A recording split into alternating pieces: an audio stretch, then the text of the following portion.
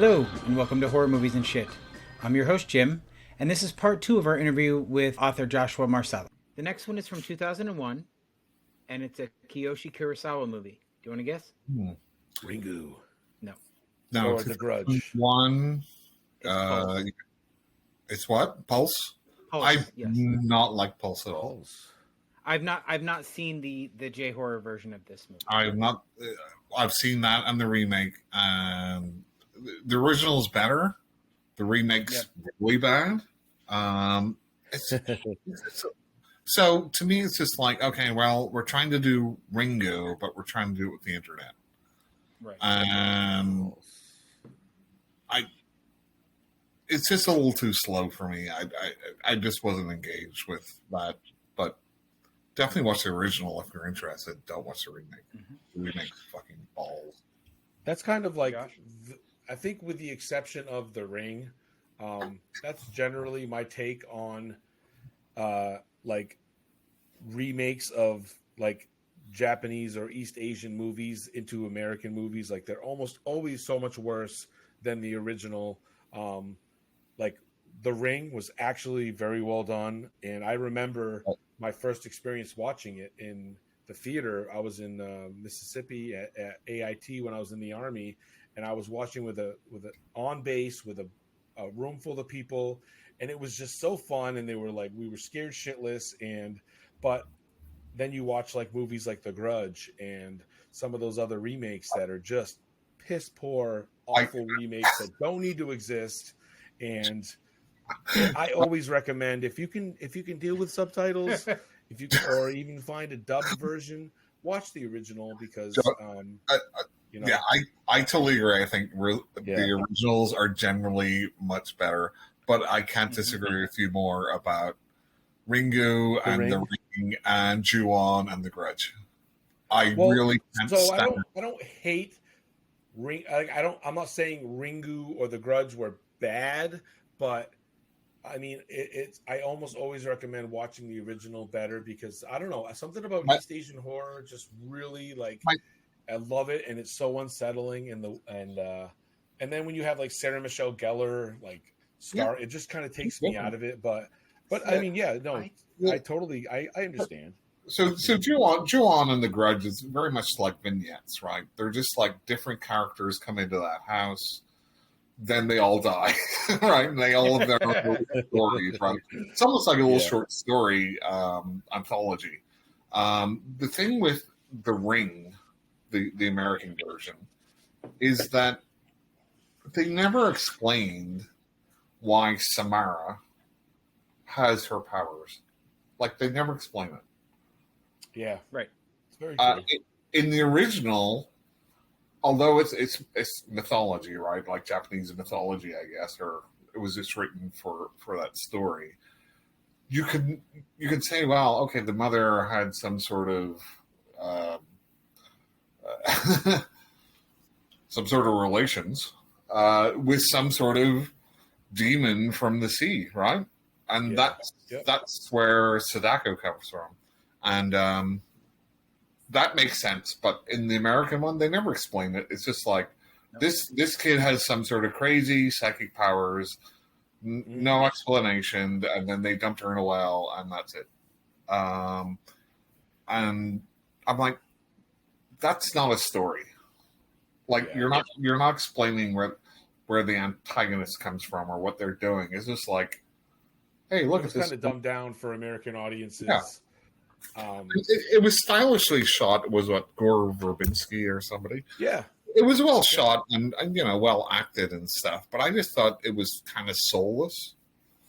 Yeah. As an experience. There's some iconic scenes, like a lot of people mention the the shot of the girl in the closet and then like crawling out of the TV, and then like the video itself was interesting enough, but I honestly feel like, that's one of those cases where if you like the American remake, definitely go back and watch the original because you will appreciate it that much more when you have that context. But it was kind of during that time period where let's do an American remake of every East Asian movie that comes out, and that's kind of what I, what happened for a while, and I, because I suppose at the Americans worst, are lazy and don't like to read subtitles.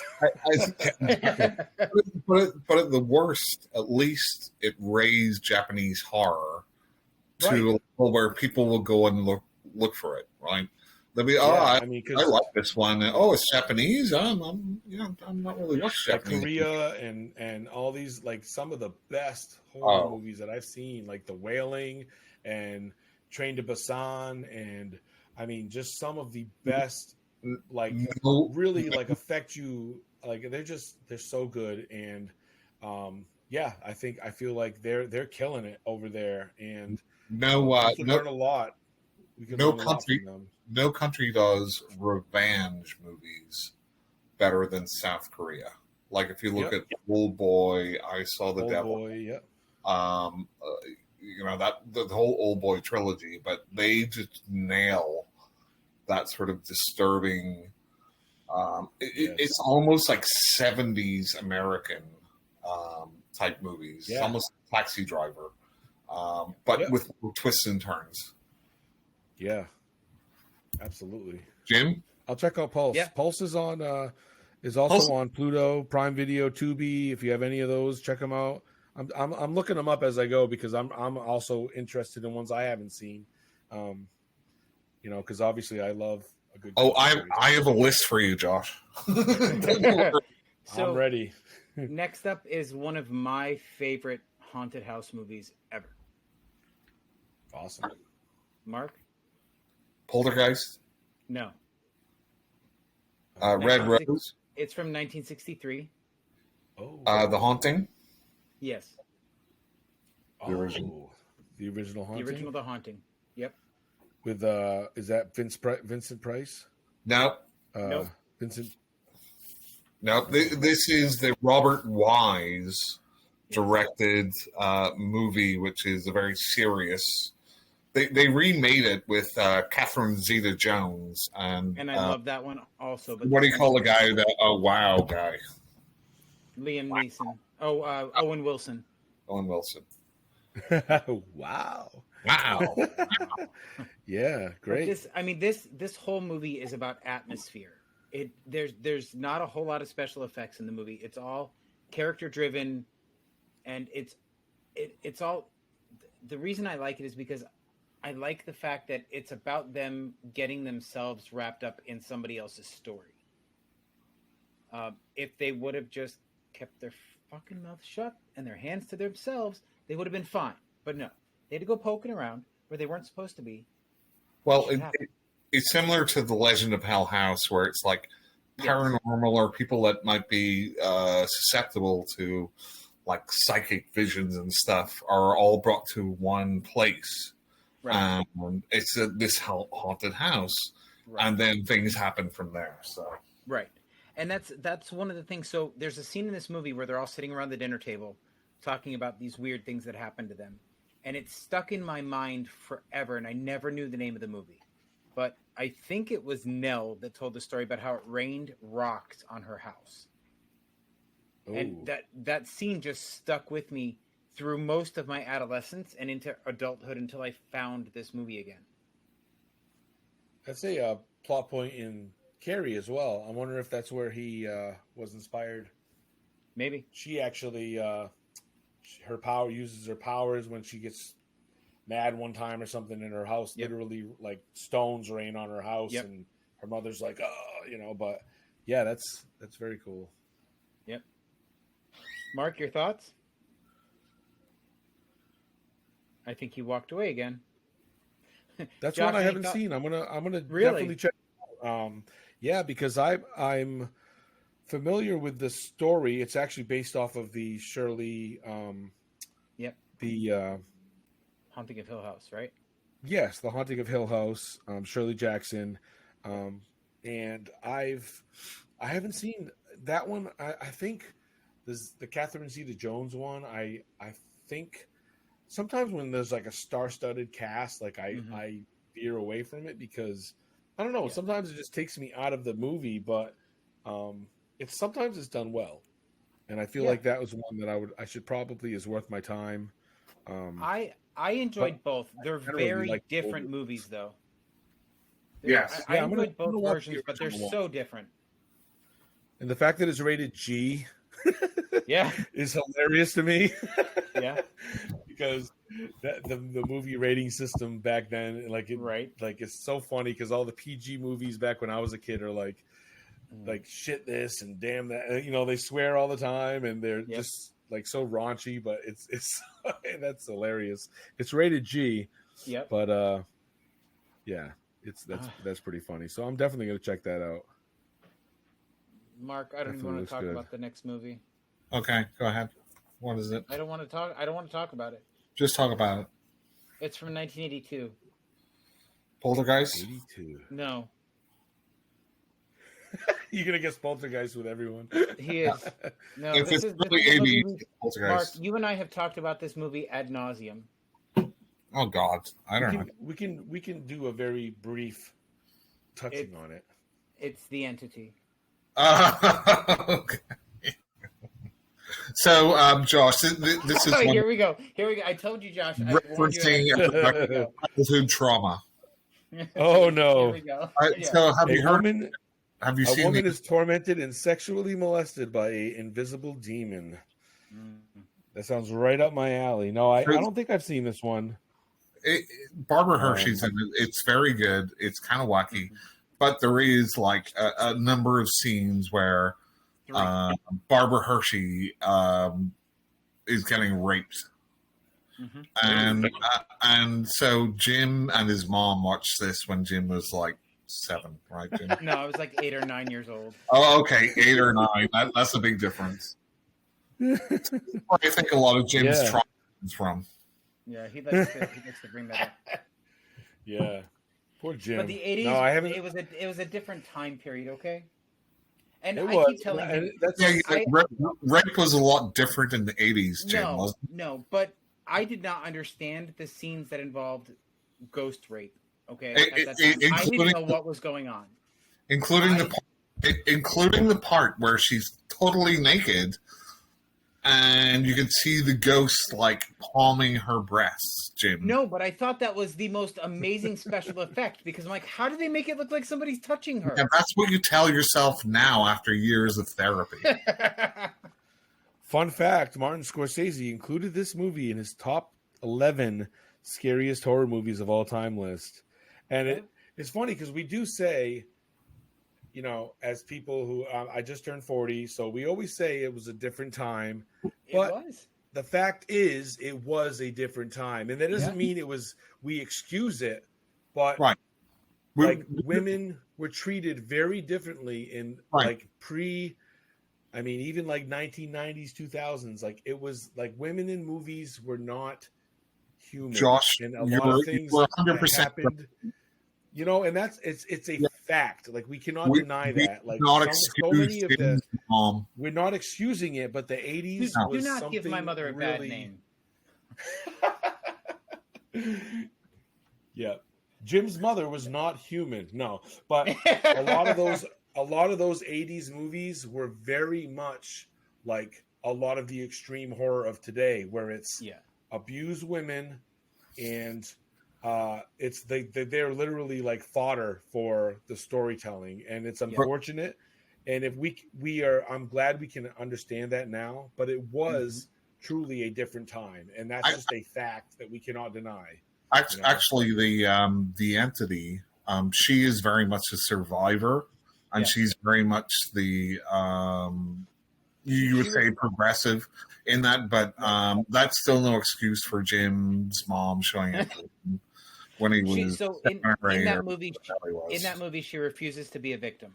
She rails against her victimhood, and she tries to fight back as much. And then on Jim's 10th birthday, his mom put on "I Spit on Your Grave." No, that's one movie she did not allow me to see as a child. On Cannibal Holocaust. Yeah. No, but when I was 7, I was allowed to watch The Exorcist. So it was a bet between my mother. I mean, that has its moments too. Like that was a bet my wife between was watching my mother. A short but funny story last night. Yeah. My wife let my oldest son stay up a little bit. He's 6 years old, and he was on his tablet listening and watching stuff on his tablet, and my wife was watching the newer Exorcist movie, and he, like a few minutes earlier, had said, "Mom, I want a sister," and my wife's like, "No, we're not. That's not happening," or whatever. And then he happened to look up at the scene where one of the girls was stabbing one of the people in the eyes with a cross, and he turned to my wife and goes, "I don't want a sister anymore." And I'm like, thank God he wasn't watching the original one when she does something completely different with the cross. Right. But that was just a funny story to me that I wanted to share since you brought up The Exorcist. The first time I saw The Exorcist, my mother brought me to my grandmother's house, and they had a running bet as to whether myself or my aunt would scream first, because we were the same age. And there was the scene where that's pretty awesome. Yeah, the scene where she spit up the pea soup. We both just sort of looked at each other and then screamed, and that was it. That was the only time we had any emotional reaction to that movie. What'd you say, Mark? I was really impressed by the accuracy, like how well the movie did compared to the book. Like they really, it was really well adapted. The original. It was, but there's one thing that they left out, because I didn't read the book till many, many years later. In the book, I felt like they almost made it seem like a lot more of this was a result of mental illness, or her belief that she was possessed rather than actually being possessed. That's. I don't know. I think they portrayed that pretty well in the movie, Jim. I didn't. Again, I don't. It felt like a big difference between the movie and the. I disagree. Well, you can disagree and be wrong, Mark. It's okay. Okay, what's next, Jim? Next up, Go ahead. I just have one fun fact about The Exorcist, since we were on that. Okay. In the very beginning of the movie, and I think the book, when the priest or the guy that finds the Pazuzu, whatever, statue, he was in Mosul, Iraq, which is actually where I was stationed when I went to Iraq. And oh wow, and I never realized that until years later when I watched the movie again, and it says at the beginning Mosul, Iraq, because you never hear about Mosul, but it's one of the oldest, like it's right in like the beginning of civilization, where like the Tigris and Euphrates River, like it's supposed to be like ancient Sumeria, very ancient part of the world. Just a fun fact. I've always really, because I never go anywhere and I'm never like have anything cool to share, so I just wanted to say that. Like, did you see Pazuzu? Did you see the statue? I didn't see Pazuzu. No. Saw a lot of awful things, but never any demon ghosts. I'll give you another fun fact there, Joshua. I have Pazuzu sitting on a shelf right behind me. Do you? Nice. I'll give it another fun fact. There's a serial killer in The Exorcist. Yes, and we know he only killed gay men. We know that, Mark. Everybody knows that. Yeah, he was a gay serial killer. Did you know that, Josh? I'll have to look up that theory. I love movie theory. No, it's not a theory. There's an extra that's in the hospital. Is one of the like orderlies or whatever. And his life. Yes. Okay. Yeah, and his story inspired the movie Cruising. Right. I do know that by William Friedkin. Yep. He was like an actor. He was like an extra who played. Yes. Okay. So you're absolutely right. I was thinking it was like a movie theory or something, but no, I do know that fact. It's crazy. And that is pretty like unnerving. Well, the craziest thing about it is that William Friedkin made a movie about him. Right? Yeah. He's like, well, I might as well not waste this good content. I might as well talk about it. Yeah, right. Yeah. Okay. What's next? Okay, so next we have another 1982 film. Mark, do you want to guess? Poltergeist? Yes. Okay. You knew you had to be right at some point on this list, right? I'll just keep on saying. Yeah. So that's a classic. It is, and it's my favorite Tobe Hooper film. Yep. And it's funny because that's like such a departure from what he's most famous for, which was Chainsaw Massacre, Texas Chainsaw Massacre, and it's so different, you know. Here's a fun fact. Yeah, weirdly enough. Tim? Mark Yeah. doesn't believe that Toby Hooper had anything to do with this production. Well, He it's believes not. it's all Spielberg. It's not just me. That is a very common thing. Even with the cast and stuff, they have On conflicting this stories about who was actually in charge of podcast, it's just you, Mark. directing.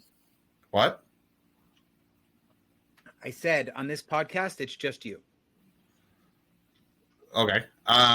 So, etc. I mean, if you look at that movie, it's a Spielberg movie.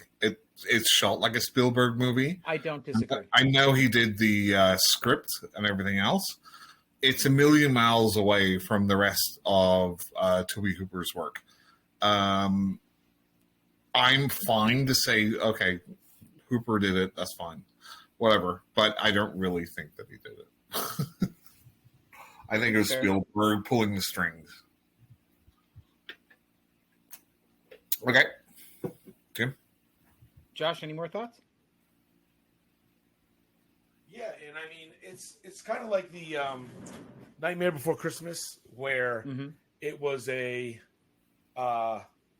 just getting to like the production of it. It was kind of like the Nightmare Before Christmas, how it was. It's everyone thinks it's like a Tim Burton film, when in reality it was actually like very heavily done by another. I can't remember who the other person was, but because they attached that. But I totally agree. It definitely feels like a Spielberg film. Yeah. And it's very, very reminiscent of like the Goonies and that feeling of, you know what I mean? Like that whole time period and it had that Spielberg aesthetic. Right. But I love the whole, I don't love it, but like the whole controversy behind it, like the girl who was in it, Heather O'Rourke, and then the other young woman, sister. Dominique Dunn, who was like murdered. The curse of Poltergeist. There's no such thing as curses. Just shit happens. It's one of those. It's one of those cursed films that, like, you know, they had the dead bodies that were actually real corpses and real skeletons that was used in the film. I things like that interest me. I don't love it, but I think it makes the film that much more impactful. And honestly, the thing that scared me the most was the clown doll. Funny story. That like grabs people. Funny story. That's sitting on the shelf next to Pazuzu. Man, you have all the awesome memorabilia. No, that is a good film though. I feel like it's a timepiece, but like certain scenes, like when the mother is like in the kitchen and all of a sudden all the chairs are like on top of the table and things like that. Like that's the type of stuff I love in a ghost story, a ghost movie. Yeah. You know, even like the daughter when she's by herself, you know, there's a lot of undertones because there's a lot of things that are very uneasy about Spielberg and his you know, colorful hats and stuff, but like the ideas of like there's a lot of undertones of like child abuse and things like that with Heather O'Rourke and like the TV at night, and you know, you could take from it what you will, but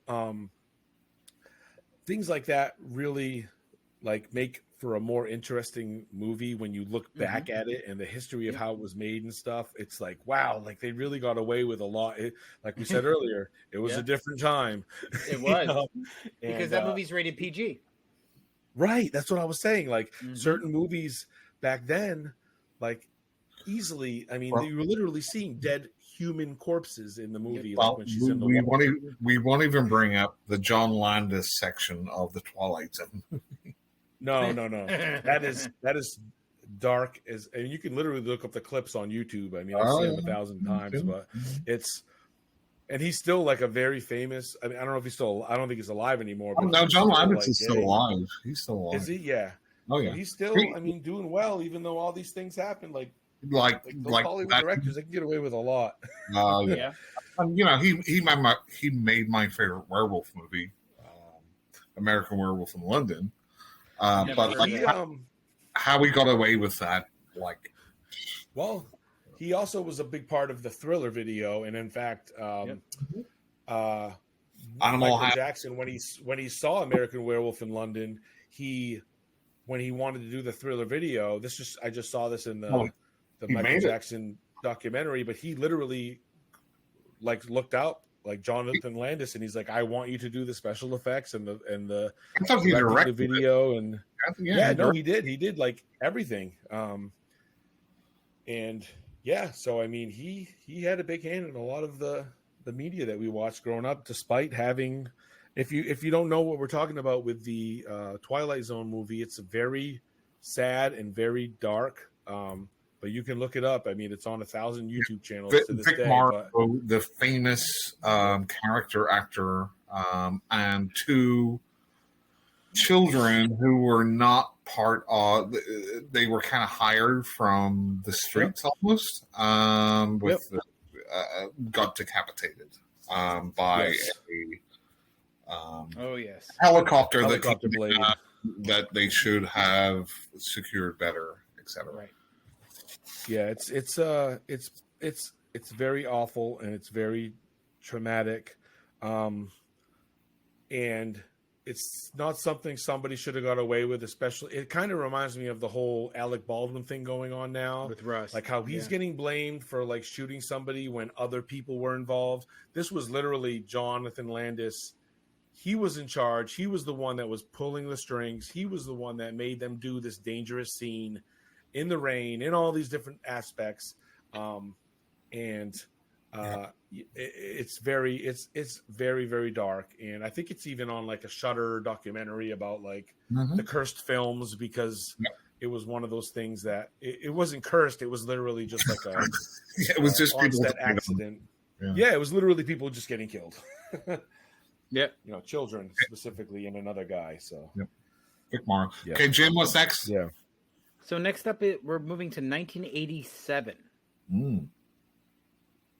I have never heard of this movie, so I don't know a thing about it. Mark, do you know anything about A Chinese Ghost Story?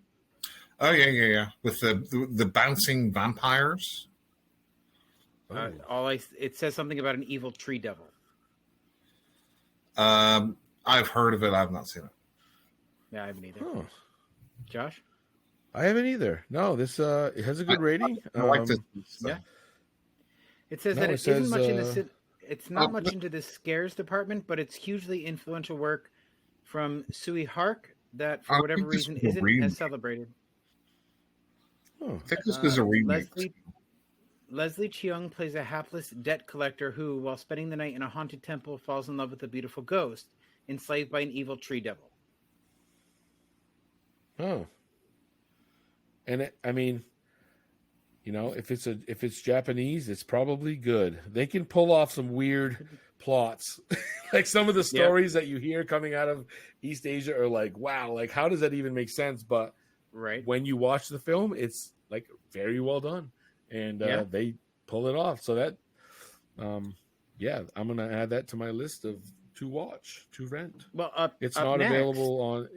Yeah, it's not available. You can rent it on streaming, but it's not like streaming for free anywhere. Well, up next is another film you might want to check out too, if that's your thing. It's Kwaidan from 1965. This is a Kobayashi anthology. This is a very Asian-heavy list. Yeah, it does. It does have some. Right, but I mean, some of these are movies that I had not heard of, so I'm excited about this. I'm not saying it's a bad thing. I'm saying as a fact. Yeah. It's interesting because the picture I see, they're writing on this guy's skin, and it's an anthology. It's 3 hours long. Yeah, it's a long movie. Yeah, but I mean, it's sort of this picture, anyways, giving me sort of Books of Blood vibes.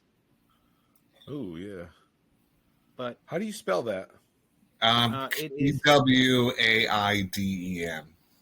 D-A-N. Oh, okay. A-N. Okay. A-N. Kwaidan. Okay. I think it's on HBO right now. They actually have a lot of HBO Max has a lot of older Asian movies like The Magnificent Seven and a lot of those period pieces. They have a lot of those actually, and I'm pretty surprised. I think it has Ugetsu on there too. Yeah, I've been digging their stuff. I've been trying to like tap more into that older stuff, and Max is pretty good. I've been impressed. Yeah. Jim, next. So up next is is 2001's Miyazaki. I'm not saying that right. Miyazaki's cartoon Spirited Away. Oh, okay, that's the what do you call the animation house that made? Yep, it's anime. Yeah.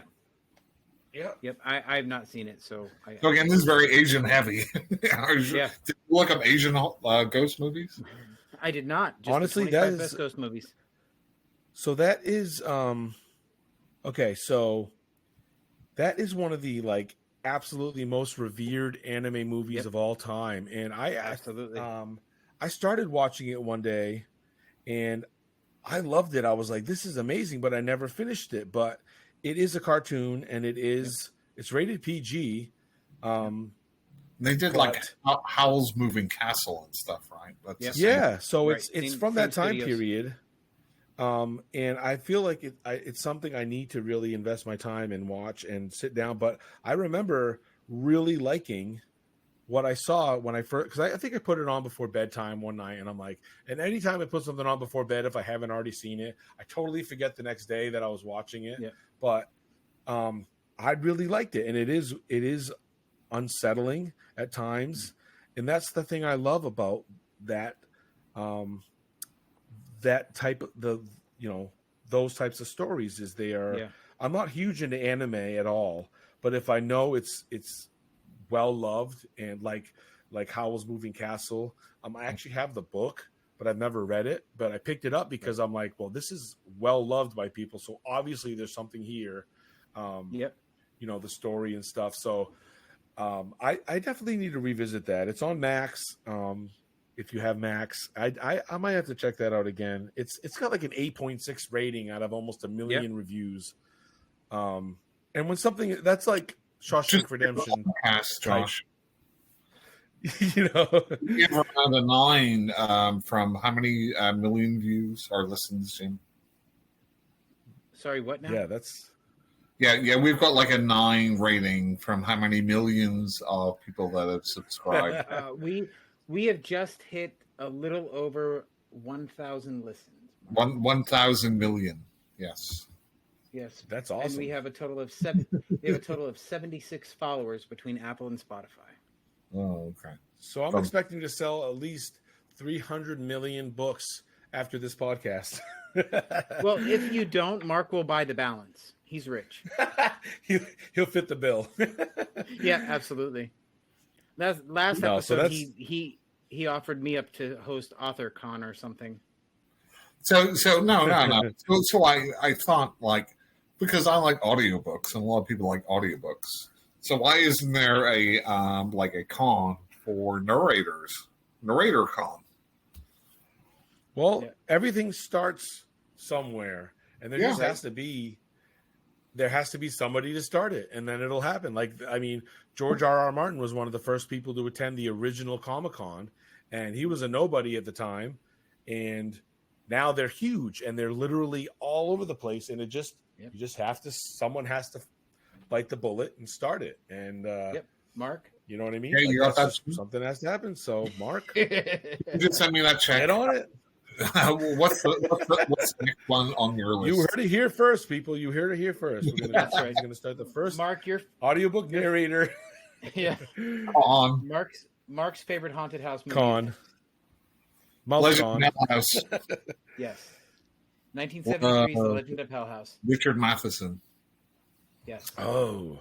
Let me read Yep. you this opening line of their synopsis. It's a Mount Everest of haunted houses. It is the definitive gore and orgy-packed version of a terrifying tome. I was surprised by how sexual that book was. Oh, yeah. Have you seen the movie? And yeah, and it takes place in Maine, doesn't it? It's the Matheson. It's based off the Matheson book, which was a mansion in Maine. Which always surprised me by people are like, oh, you're a horror author from Maine, Stephen King, and I'm like, yeah, but you have to understand how many horror stories and horror books takes place in Maine. There's something about the water up here, Yeah. Like Jack Ketchum wrote Off Season about a cannibalistic family that lives off the coast of Maine. Like Hell House was a coast in Maine, and it's just I don't know. It's just something about this state. But yeah, that very sexual, very like rapey ghosts and stuff. It kind of took me by surprise. I will. Like sexual, it was. It's still a good haunting, like a good story. In the movie, there's been a couple. I think there's been a couple, at least. You know, I think even I don't know if it was Vincent Price was in one too as well, or if it was maybe I'm thinking of a different one. That's a different one.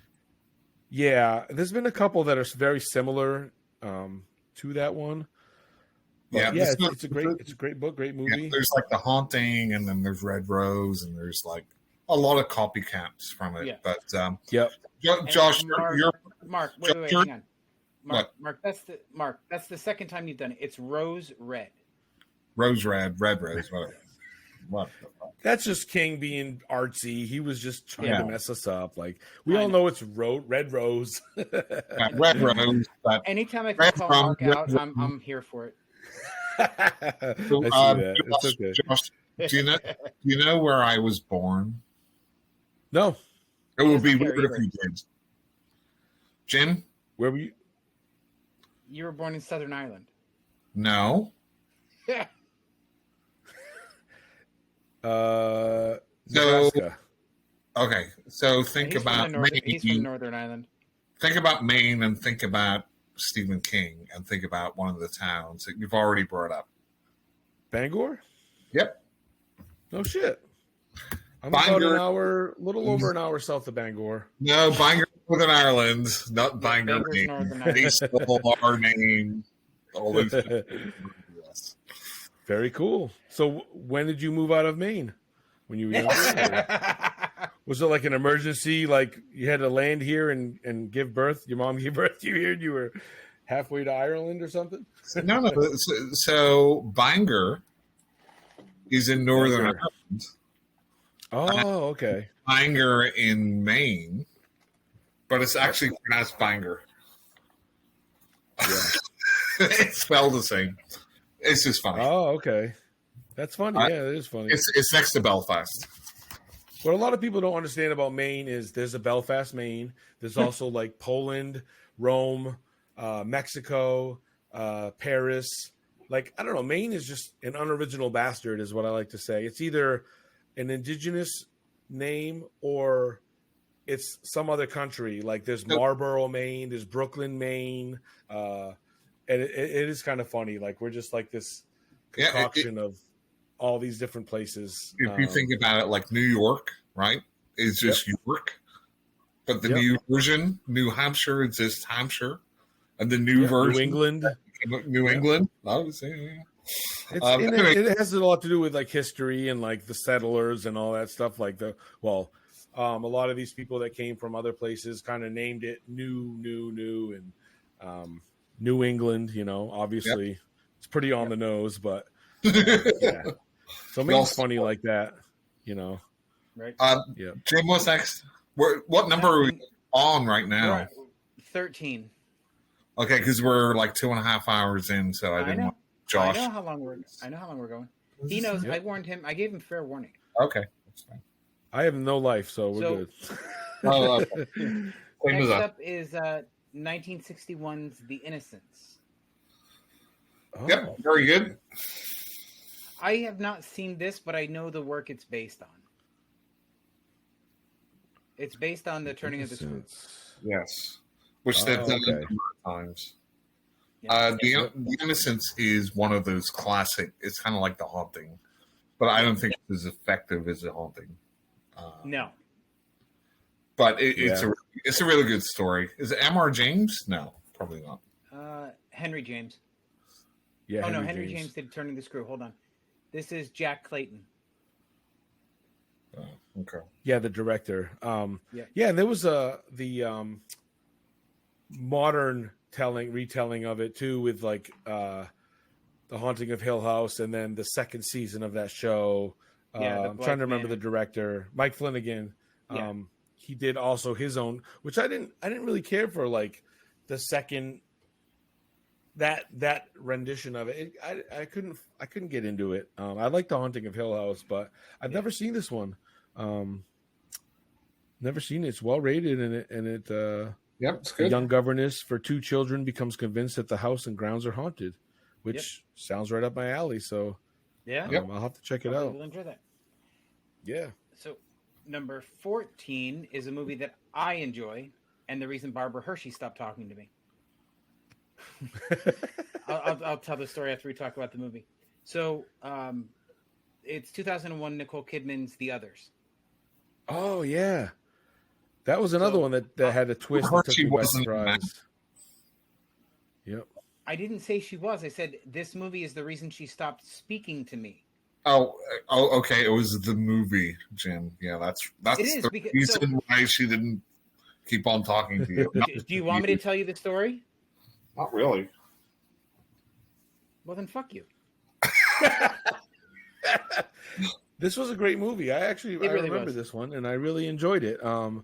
It's So- like a period piece, and yeah, I like this movie. I lived in Connecticut when this movie came out, and I worked at a dry cleaners in Southbury. And Barbara Hershey was one of our customers. And I always treated her just like everybody else, but I happened to mention that this movie creeped me out just like The Entity did. She never came back in the store again. Right. So what? This movie? It was The Entity, Jim. No, it was not The Entity. It was this movie, because this is what we were talking about. She was probably creeped out that you've seen her boobies being fondled by a ghost. She And did the she Last said, Temptation "No." of Christ. She's already shown everybody everything she's got. So it's been well documented that Barbara Hershey refuses to talk about The Entity. She thinks it was below her. She thinks that she was embarrassed by it. But you're saying that is not the movie which made her stop talking to you. It was Correct. The Innocents. That's right. The movie she No, wasn't I'm saying in. it was the other. She wasn't in this one, right? The, at all. the total movie that she wasn't in is the Yeah, one that. absolutely. Okay, yeah. Prove Okay. me wrong, Mark. You can't prove a negative, and you're a negative. Yes, Okay, ma'am. next, Jim. So, number 15 is one of your favorite movies, Mark. Yep. It's from 2013. Mm-hmm. You want to guess? Yes, that 2013 movie with who? Who's in it? Vera Farmiga and Patrick Wilson. Oh, The Conjuring. Yes. Conjuring. Yep. With those fucking The Charlotte. Warrens. Mark loves the Warrens.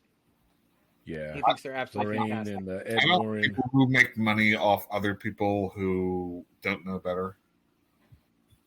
Yeah, their whole backstory is pretty controversial, even though I keep saying controversial. It's controversial, and I like this one. I didn't like maybe the second one was okay, but then it's kind of like Paranormal Activity, where they just wore out their welcome and they rode that wave, and it just kind of like, okay, we get the friggin' point. Like, Yeah, you know, actually, This is I another like movie I hated the ending. Conjuring. I think part 2 is like a good comedy, and part 3 is weird. Is But part two the one with like the skinny man, like the tall man? It's got like the guy with the hat on with the like, Yeah, that totally ruined. Like, it's kind of like Sinister, where I like the movie Sinister. I actually love the movie Sinister. Until you see like the ghost children at the end and shit, and then I'm like, you know what? I'm not one of those people that thinks ghost children are scary, unless it's like the original Silent Hill game. It just takes like putting a little dark makeup under a kid's eyes. That's literally what I looked like my whole life as a kid. I had those like dark eyes. So that's not scary to me. That's like my life. Like, so I don't know. So I hated the end of that movie because like the only thing that saved her was Lorraine Warren laying hands on her head. Like that was just stupid. Yeah. I hated it.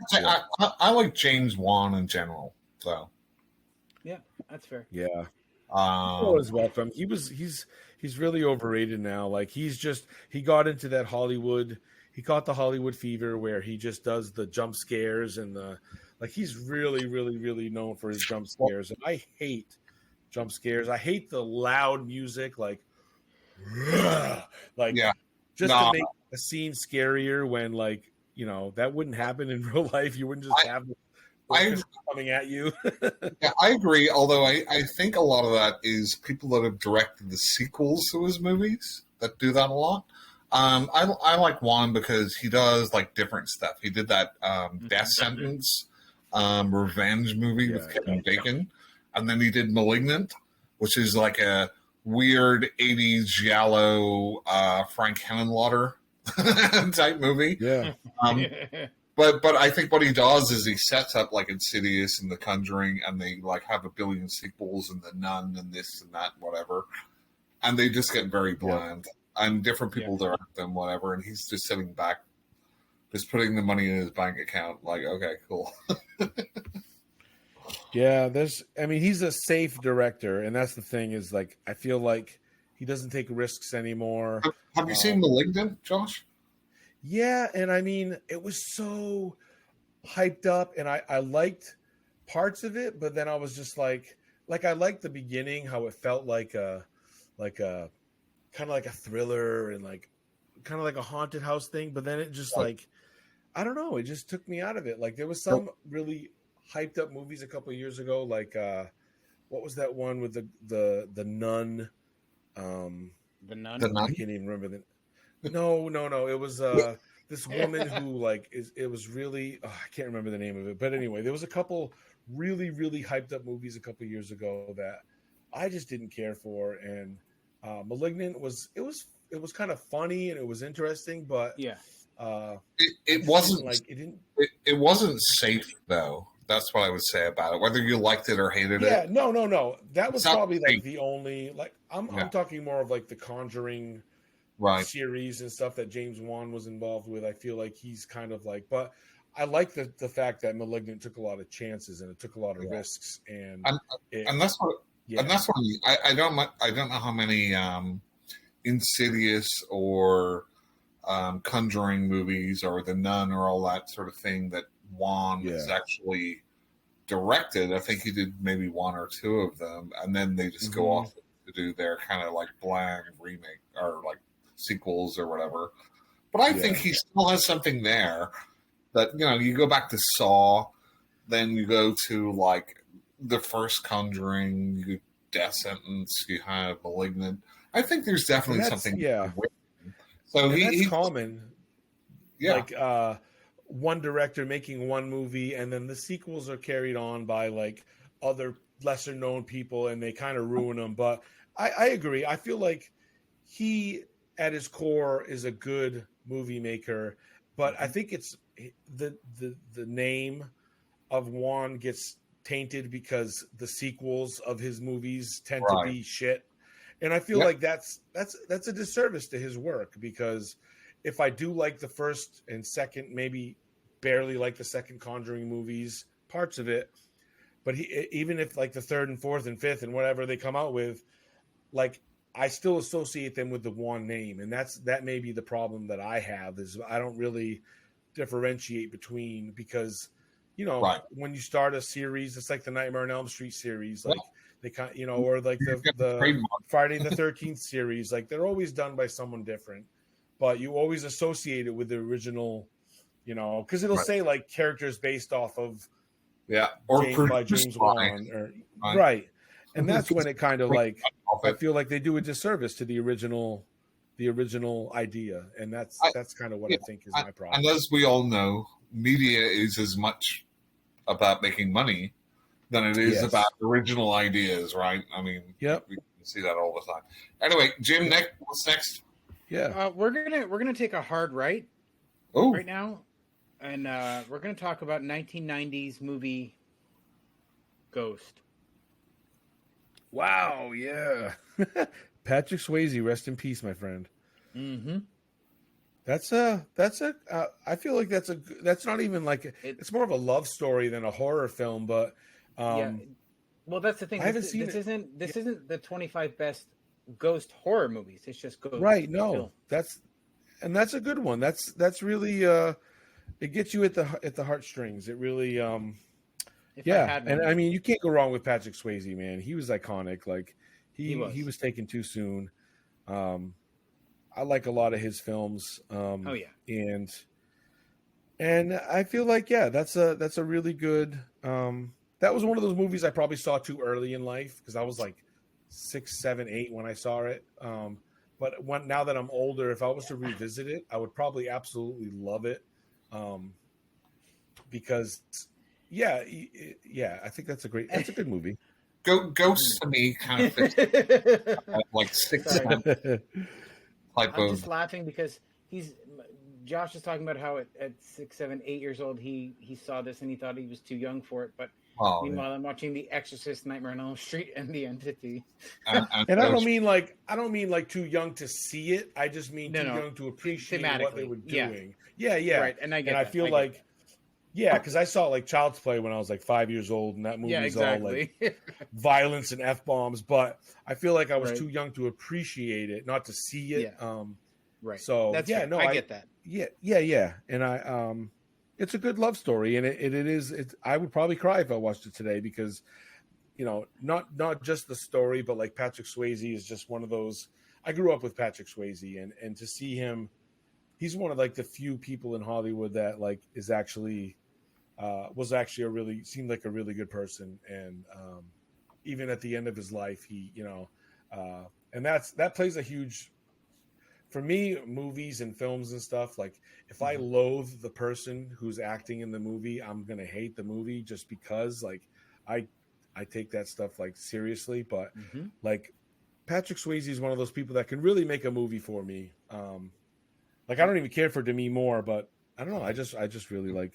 And that's almost a different conversation as far as can you separate the art from the artist. And we won't get into it because that's a whole different thing because there's it's a whole different conversation. especially nowadays, like some people are like absolutely boycott every movie this person is doing and stuff. And it's like, to some point I agree with that, but to another point, I'm old school and I really like if I love music by a certain person who later on is considered problematic, like hindsight's 2020, and I understand, like, but you can't take away like art, from people who have grown up with it, and you can't change people's feelings about something just because literally every single person in Hollywood has probably done something shitty and horrible. And I mean, look at the Mamas and the Papas with John Phillips and the things that have come out about him. But you can't ruin the Mamas and the Papas music for me. I'm sorry. That's never going to be fucking ruined for me, despite how much of a monster the lead songwriter was. And that's just that's just me as a person. That's my choice to make. Same thing with a lot of movies. Like, I mean, that's what I mean. Like, can you separate the art from the artist, right? Yeah. I can to a degree. Some artists you would be like, I mean, I'll just bring up Jeepers Creepers, right? With Victor Salva. Like, he's a fucking horrible fucking pedophile. Absolute monster. But does that mean that Jeepers Creepers is a bad movie? Does it mean that I didn't get creeped out? Yeah. Like, but does it mean that I get something less out of it knowing what he is? And I think no, and that's if that was the case. If that was the case, Woody Allen would have Woody Allen. He would have no career whatsoever. Roman Polanski. But there's so many, and it's like, but I think to never ever think good things about Rosemary's Baby. Like, you can't change the way you think about things just because And I mean, some people can, but I love Rosemary's Baby, and I also acknowledge the fact that Roman Polanski is a, what they say, grapist on TikTok. I don't know, but. You know what I mean? Like, that's the difference is I understand that, but I can also appreciate that, he's going to make 10 cents off me streaming Rosemary's Baby on Netflix. You know what I mean? Like, to me, it's like an internal thing, right? If I never heard about what a director or whatever somebody did, it wouldn't make any difference. But once I hear it, there is a little bit, depending on what they've done, right? This is kind of like there's a band from the UK that I liked. What do you call them? But the lead singer was what is the name of that band? The Rolling Rocks? I don't know. Lost Prophets was like whenever I was growing up, they were a pretty big band. I really liked their music and stuff. But the main guy was found with like child porn on his computer. Yeah. And he's the lead singer. So it's like a disconnect for me. Like when it's hard, it's hard for me to hear that song with him singing, knowing that's the sort of person he was. Right. Everything's like, I think it goes down to an individual level, and it's not to say like you're a disgusting person if you can still listen to Lost Prophets. Like, am I a monster because I still love the Mamas and the Papas? Knowing, like, if you don't know what John Phillips did, it's absolutely abhorrent and it's disgusting. But that being said, he's dead, and he's not profiting off of me loving his music and the history I have with their music. But I also understand, like, some people might find it creepy and weird that I love the Mamas and the Papas, but that's just a risk everyone should assess for themselves. Like even like J.R.R. Tolkien. I mean, I'm sorry, J.K. Rowling. If you are dead set against her beliefs as a anti-trans person, but you also grew up reading the Harry Potter books, and they were a huge part of your life. Are you willing to separate those things? And that is something each individual person. I don't feel like you should shame other people into like believing and feeling the same way you feel about things, because everyone's different. But there's people that hate Stephen King and think he's a racist and a homophobe and all these things. But I don't feel that way. And I mean, because he wrote certain things at different times in his life, and it's all individual. And I don't judge other people for doing what they do. My wife loves the Harry Potter series, and I couldn't convince her not to love that, because that's something she has done. She's read all the books. She loves all the movies, and that's fine with me. I don't hate her guts or think she's a monster, but it's kind of where we're at in society today, is like, if you're not conforming to that like mob mentality, then you could be shunned from a lot of places. And it's, that's just a sign of the times. I also think there's a difference between what you produce as an artist, right? So it's like Stephen King got a lot of for it and the whole like orgy scene, right, with the kids. Yep. But 100%. He's not a pedophile, right? No. So as far as we know. Yeah. But I'm just saying that's fiction, right? So like if you read somebody and they say this character murdered a character, does that make them a murderer? And that's kind of like the conversation we've been having about, like, I'm not a fan of splatterpunk and extreme horror, but there's a huge community of people who love it. They love the darker, the gory, the essay, the things that happen in those books that don't sit right with me. And I don't judge those people necessarily just because I don't like it, and because I have my own history, my own story to tell, but I don't necessarily think that those people that like that stuff are twisted or dark or whatever. But it's just not for me, and I'm not going to write that. I'm not going to read that. And that's the thing, is people can't differentiate between fiction and reality.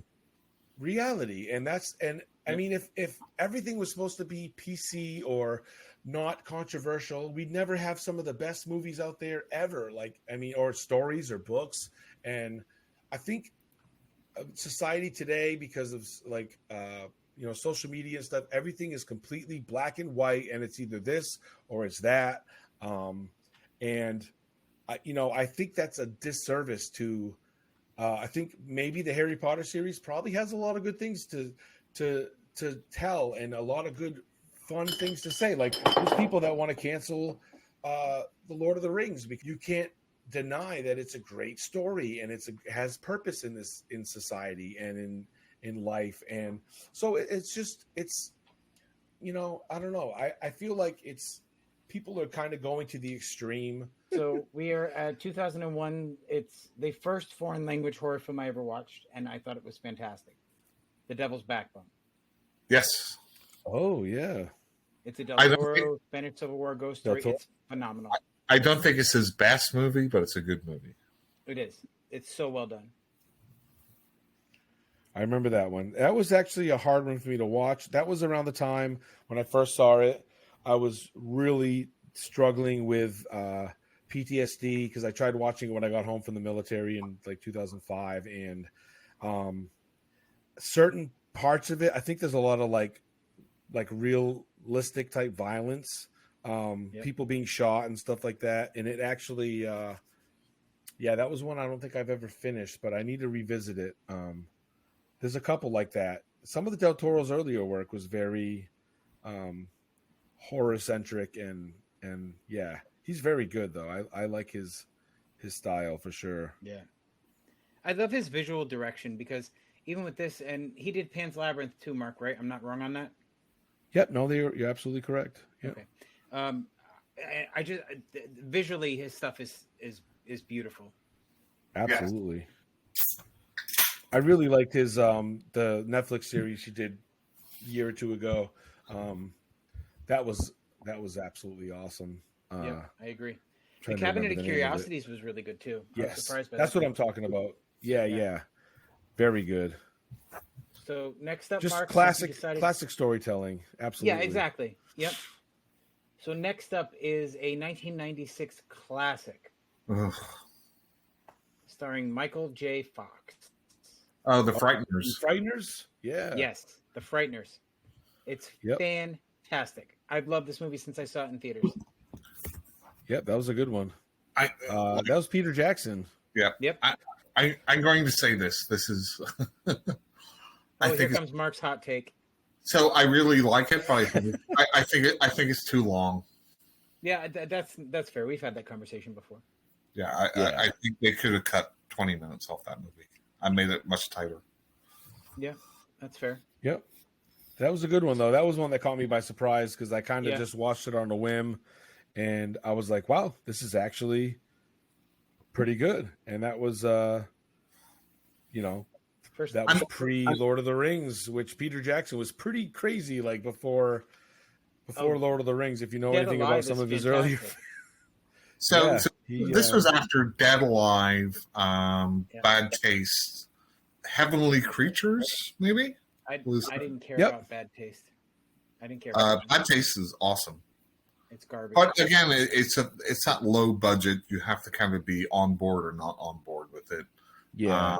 That and his, like, what was it? The Meet the Feebles was just Meet the Feebles, you either love it or you hate it. It's like, wow, what the frig? How did he go from that to Lord of the Rings? Oh, I know. Yeah. But that's him, man. That's how he is. Agreed. Meet the Feebles, like I couldn't even believe it when I first saw it. I was like, what am I watching? My cousin, who was like not like artsy or movie, he's like a sports guy. He actually had that for some reason, and I was like, dude, what the hell are we watching? And I'm like, no, this is the guy that made Lord of the Rings. It's got to be a masterpiece. It would be weird if that's your first Peter Jackson movie, because forget about Lord of the Rings and all the stuff he did afterwards. But even from watching like Bad Taste, Meet the Feebles is totally different. Yeah. I mean, Bad Taste was one like I was like, what the hell is this? It's equally offensive, but it's totally different. Yep. Yeah.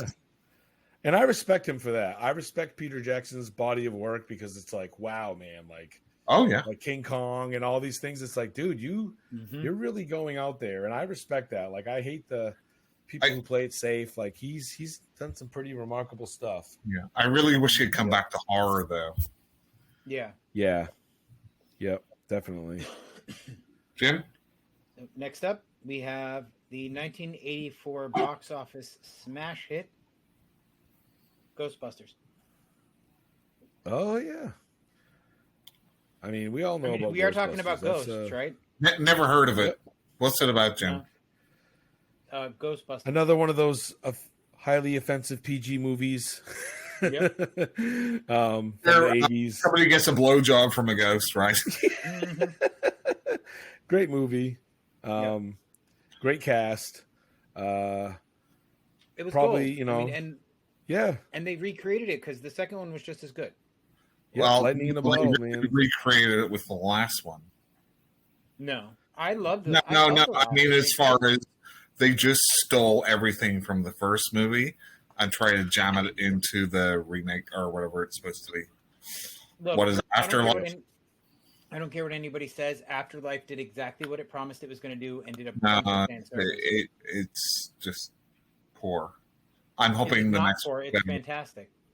No, it's poor. It's not poor. You're Okay. wrong. Go Cardi It was just modern, and I think modern.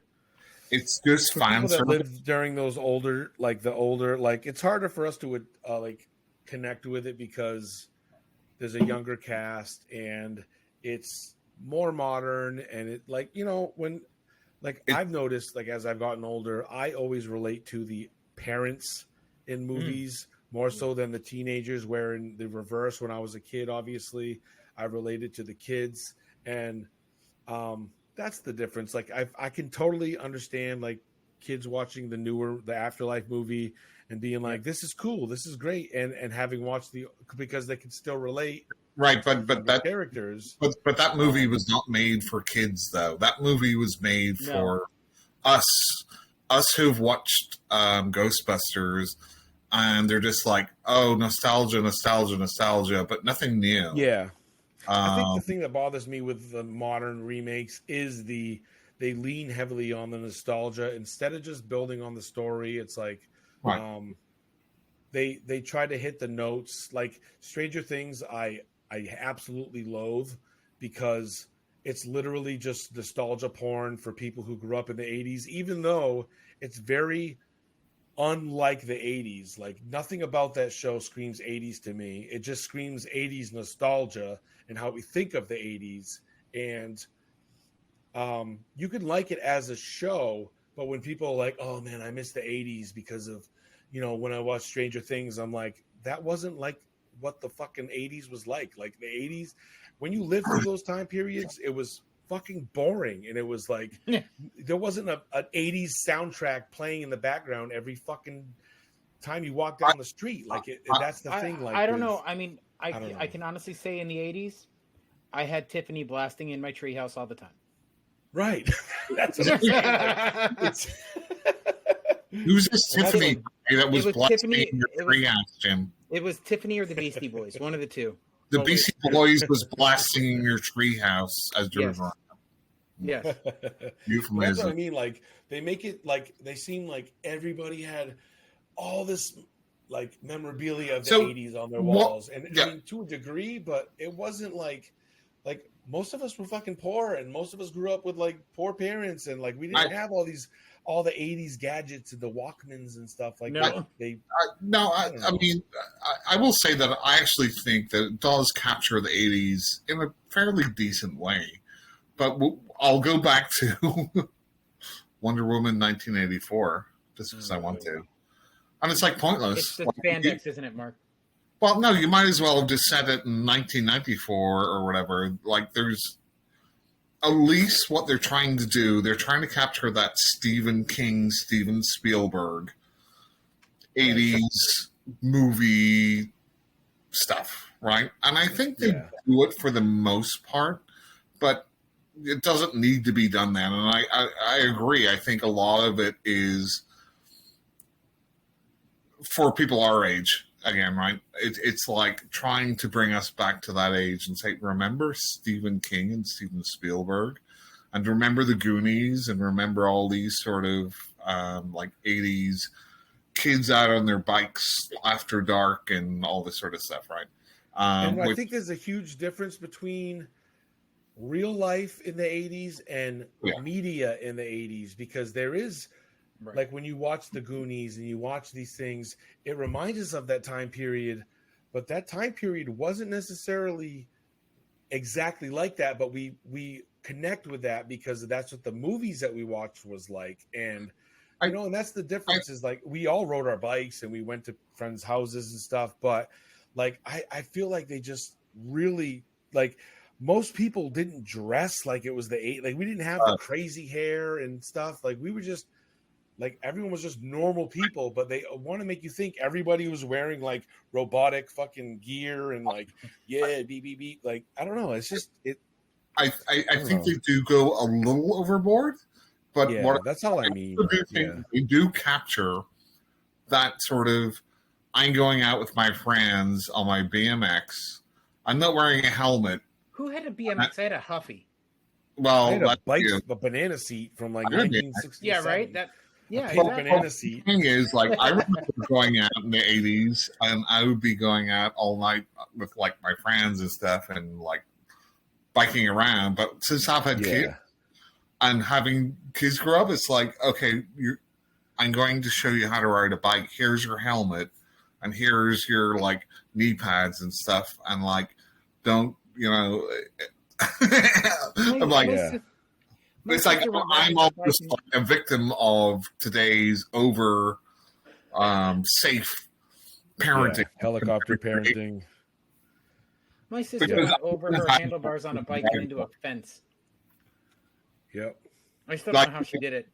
Like a prime example is like whenever I was growing up, if I was like 8 or 9, like if my mom sat me down, I'd put on a movie about ghost rape. Yeah.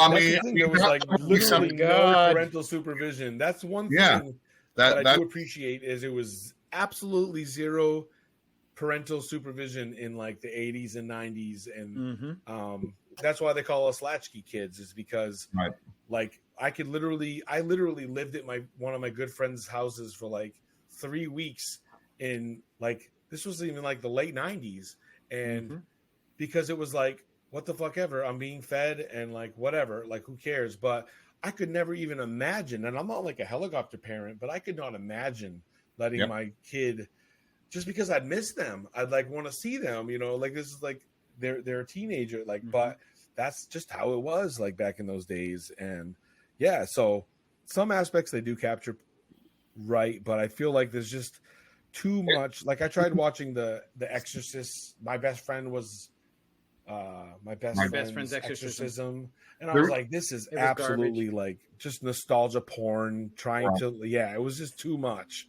fucking much. Totally Killer was the same way. There's just some of them that are just too much, and I don't know. I feel like if the Stranger Things had ended after like maybe season 1 and season 2, it would have been okay, but I just have no interest in watching any more of it. It's just because you can tell when they were like, "Oh, we have a hit. Now we need 5 more seasons." They went back to the well too many times.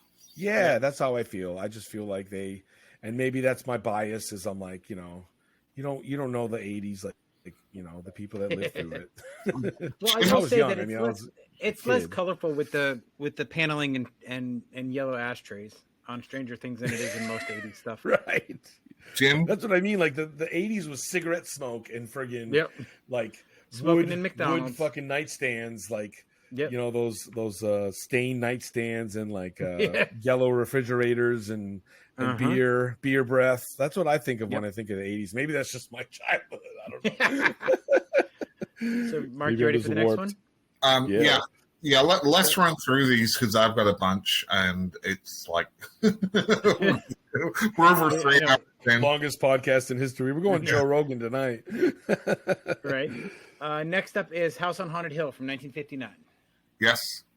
Ah, yeah. Yes, that's a nice one. Yes. Yep. And I like the remake. And so after that, we have Mark's movie that he made me watch from 1977. Hausu. It is. If you haven't seen it, flavor. Yeah, Josh. If you have not seen it, it is absolutely bizarre cinema at its best. Which one's that? It's Hausu, also known as House. From 1977. Oh yeah, with the weird like the lion cat thing on the cover. Yep. Yeah, that's East Asian again. It's so bizarre. Oh yeah, I respect it for what it. Yeah, it's. I understand that one. Yep, that's a good one. So next up is 1962's Carnival of Souls. Okay. That is a hugely underrated I just watched that in the past couple of years, and I absolutely loved it. I was like, okay, this is good. Yeah, that was a good one. I really appreciated that. I've never heard of this one, but it's 2016's Personal Shopper. Oh, that's with Kristen Stewart in it. Yeah. I haven't seen it though. Me either. Never heard of that one, actually. Personal Shopper? She's not picking up or returning impossibly glamorous clothing for her supermodel employer. She is keen to make contact with the spirit of her recently departed twin brother. What the hell? I don't know. It just sounds bizarre, and I hate Kristen Stewart. So No, Kristen Stewart. I didn't like her until I saw Underwater. I think that's exactly the only thing I've seen her in is Underwater, and I really liked her in it. So that was great. I liked her in The Messengers. I thought that was a fantastic film. I hated her in Twilight. Never seen. I did not like her in Snow White and the Huntsman. Never seen it. And I did not like her in Underwater. Underwater. You didn't like her in Underwater. Oh. No. Did you like the cosmic horror nautical type stuff? So and that really the story and the movie itself, I thought was interesting. I did not like her as an actress in the film. What? The character or her as the actress? Her as the actress. So you liked the character, but didn't like her the way she portrayed it. Correct. Because Kristen Stewart has one face and one emotion. No, I understand that. I disagree. Jim also thinks that Orsi Scott, Oscar winner, cannot emote. So I mean, you have to realize too, like there's literally meme culture surrounding Twilight and her like portrayal in that movie as whatever the girl's name was. I'm just part of that culture. Yeah, no, there's like literally thousands of TikToks and stuff just about Twilight, and it's definitely like meme fodder. But I've tried to like when I saw her in Underwater, I respected her a little more. Yep. Same thing with like Robert Pattinson. He's like one of my favorite greatest Batman newer actors. Yeah, I loved The Lighthouse. I really respect what he did, and I'm trying to do the same thing with Kristen Stewart because I feel like just the material of Twilight was just awful, and I feel like that was just like it was literally written as like what was it? Wasn't it like fucking fan fiction of something else or something, or maybe I'm thinking of something different, but I feel like they were not given like the right material to really show. And I kind of agree though. Kristen Stewart's kind of like a one note. She kind of like does. I've only seen her one thing, and I liked her in it, so I have no idea. Underwater was good because I feel like she really was. She carried the film. She nailed it. Like one of the only people in it. I honestly thought she was very Sigourney Weaver in it. Yeah, no. She did. I thought she tried too hard to be Sigourney Weaver. No, Jim. Yes. Okay. Hey, that's why opinions are like assholes. We all have them, and most of them stink. But Jim's most of them stink. To everybody else, I like the smell of my own asshole, actually. So thank you. But, that's different. Jim, what's up next? Podcast. It's Ghost Story, 2017's Ghost Story, which I thought was absolutely boring. Ghost Story, is that so? There's a couple that are. Yeah, I see that. I didn't even finish it because I fucking it gave me anxiety because of the pie scene. I'm like, no, I'm done. Yeah, I'm not gonna waste. There's another one. Pie scene. Oh my god, yeah, it could have been good, but it wasn't. I didn't like it. And I think Mark said the same thing a little while ago. He checked out at some point too. Mm-hmm. There's another one, Ghost Stories, which is definitely worth a watch. That's from 2017 as well. With Martin Freeman. That's like a kind of a trilogy. Yes. I saw that. That was actually really fucking good, and I love that. It was. I did not like Ghost Story, and I hate that I confused the two. If you're listening, watch Ghost Stories. Don't watch Ghost Story. And I usually love A24, but that was not it. Yeah, I agree. That was a fail for me. And the last one, Mark, is The Ring. Okay. So we already talked about this. We did, The yeah. Ringu, the original, is so much better because it's more layered. It gives more explanation about Sadako and where she comes from and all of that sort of stuff. The newer American Gore Verbinski one is okay, but it's just a little vapid. Yep. For me. Now bring up It your does have bullshit, Brian Mark. Cox in it, the new one. Brian Cox is awesome. Yep. Mm-hmm. Yep. I feel bad for Naomi Campbell. Feel like Naomi Watts. I feel like she she's great. Put into so many remakes that are awful. But because The Ring was my first experience with that story, and I have nostalgic feelings about it, I feel like I give it a better rating than it may deserve. But out of all those, if you know the backstory and all that stuff, and you appreciate the story for what it is, you would obviously like Ringu better because you like when it's more authentic and it gives better. It's not just like a retelling that skips out on a lot of stuff. I'm the same way as you. I like getting more of the story that makes more sense rather than just like this putting lipstick on a pig, and making a. This nostalgia is a thing, right? And there's nothing wrong. There's nothing wrong with saying, "I saw this first, so I like it better than whether it's a remake or it's the original." 100%. Yeah. Yeah. I mean, there's no objective thing. It's just like whatever you like. Whatever you like is, whatever you liked. Yeah. And I feel like some people it's like snobby, like, well, if you don't like the older original version or you don't like the book better, then you don't know what you're talking about. I hate that gatekeeping bullshit. Oh, like I'm like you. Like if it's all depends on your place and time in life and how you experienced it, that all plays a factor in it. You know what I mean? And you can look at it and it's like anything, right? So you might have seen something before in the remakes you like better, just for different reasons. Exactly. Or you might like them the same. I look at like Suspiria. And I really like the original, and I really like the remake, and they're both pretty different. So, I mean, it's just whatever you like. I mean, like, who cares? If you like something, you like something. Whatever, I don't care. It's nothing to be taken so seriously that you start a fight. In fact, I enjoy, Jim will attest to this, when somebody likes something that I hate, I like it because people put time and effort into making something, right? Yep. Whether I didn't like it or not, if somebody else enjoyed it, cool. Yep, 100%. Absolutely. So, Jim, I have a number of ghost movies which I just want to bring up real quick. Go ahead. I'll just be very quick about this because we love them. So, Josh, have you seen Terrified? Yes, that was a very pleasant foreign film that I watched, and I absolutely loved it. And it was so creepy. Definitely like that one. And if you can deal with subtitles, I highly recommend it because that is top tier modern day horror. Absolutely. And have you seen the follow up, Where Evil Lurks or When Evil Lurks?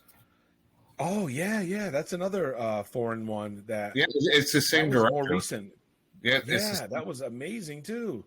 I didn't know it was like a follow. Or is it connected? Well, it's not a sequel, but it's the same director. Same director. Okay. Yeah. No. Yeah. Absolutely. Themes about it. Each. Yep. Definitely good. Okay. Have you seen We Are Still Here?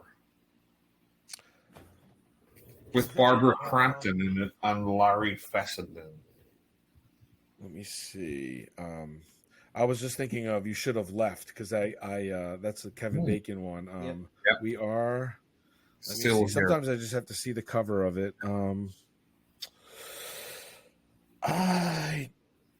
Okay. I think I remember Larry Fessenden being in it. But I don't know. I don't remember it necessarily. Maybe I haven't seen that one. It's very much like a Lucio Fulci type movie. If you're familiar with Fulci, it's very like The Beyond, and the director is really like saying, this is kind of like a Fulci movie, but it's really good ghost story.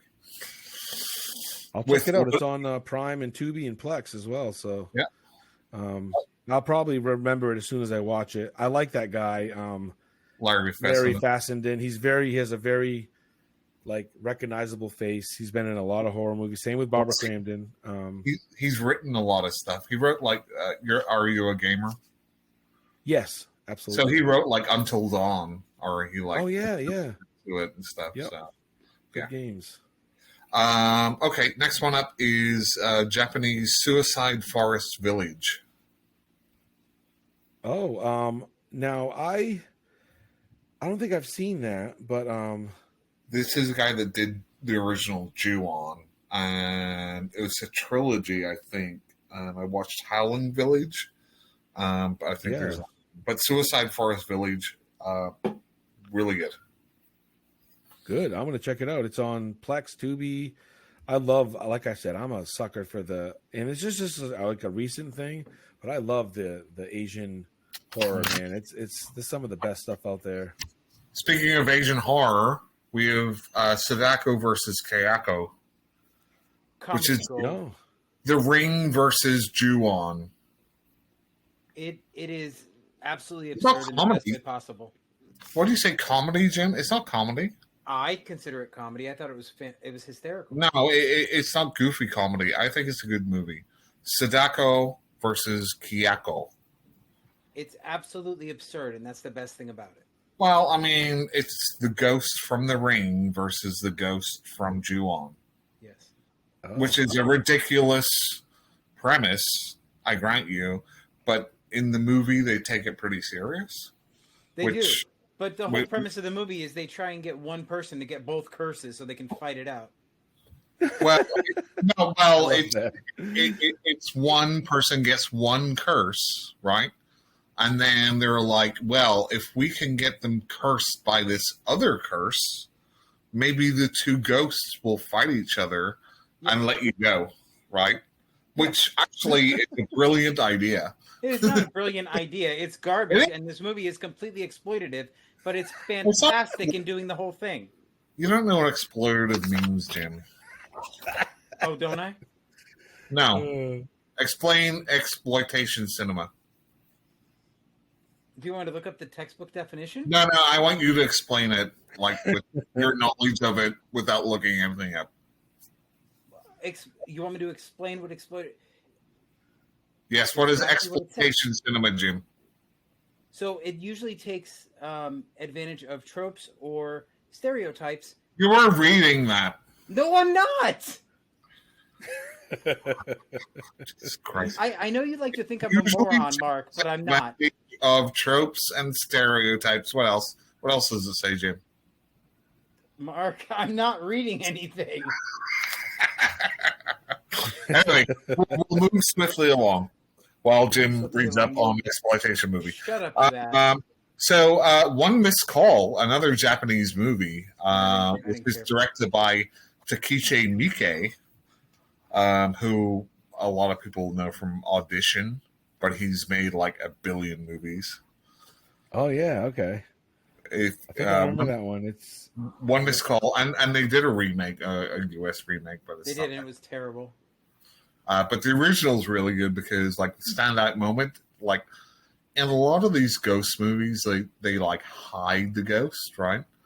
But they have a section in this movie where they're on TV, and the ghost comes out, and everyone sees it. This is like, okay.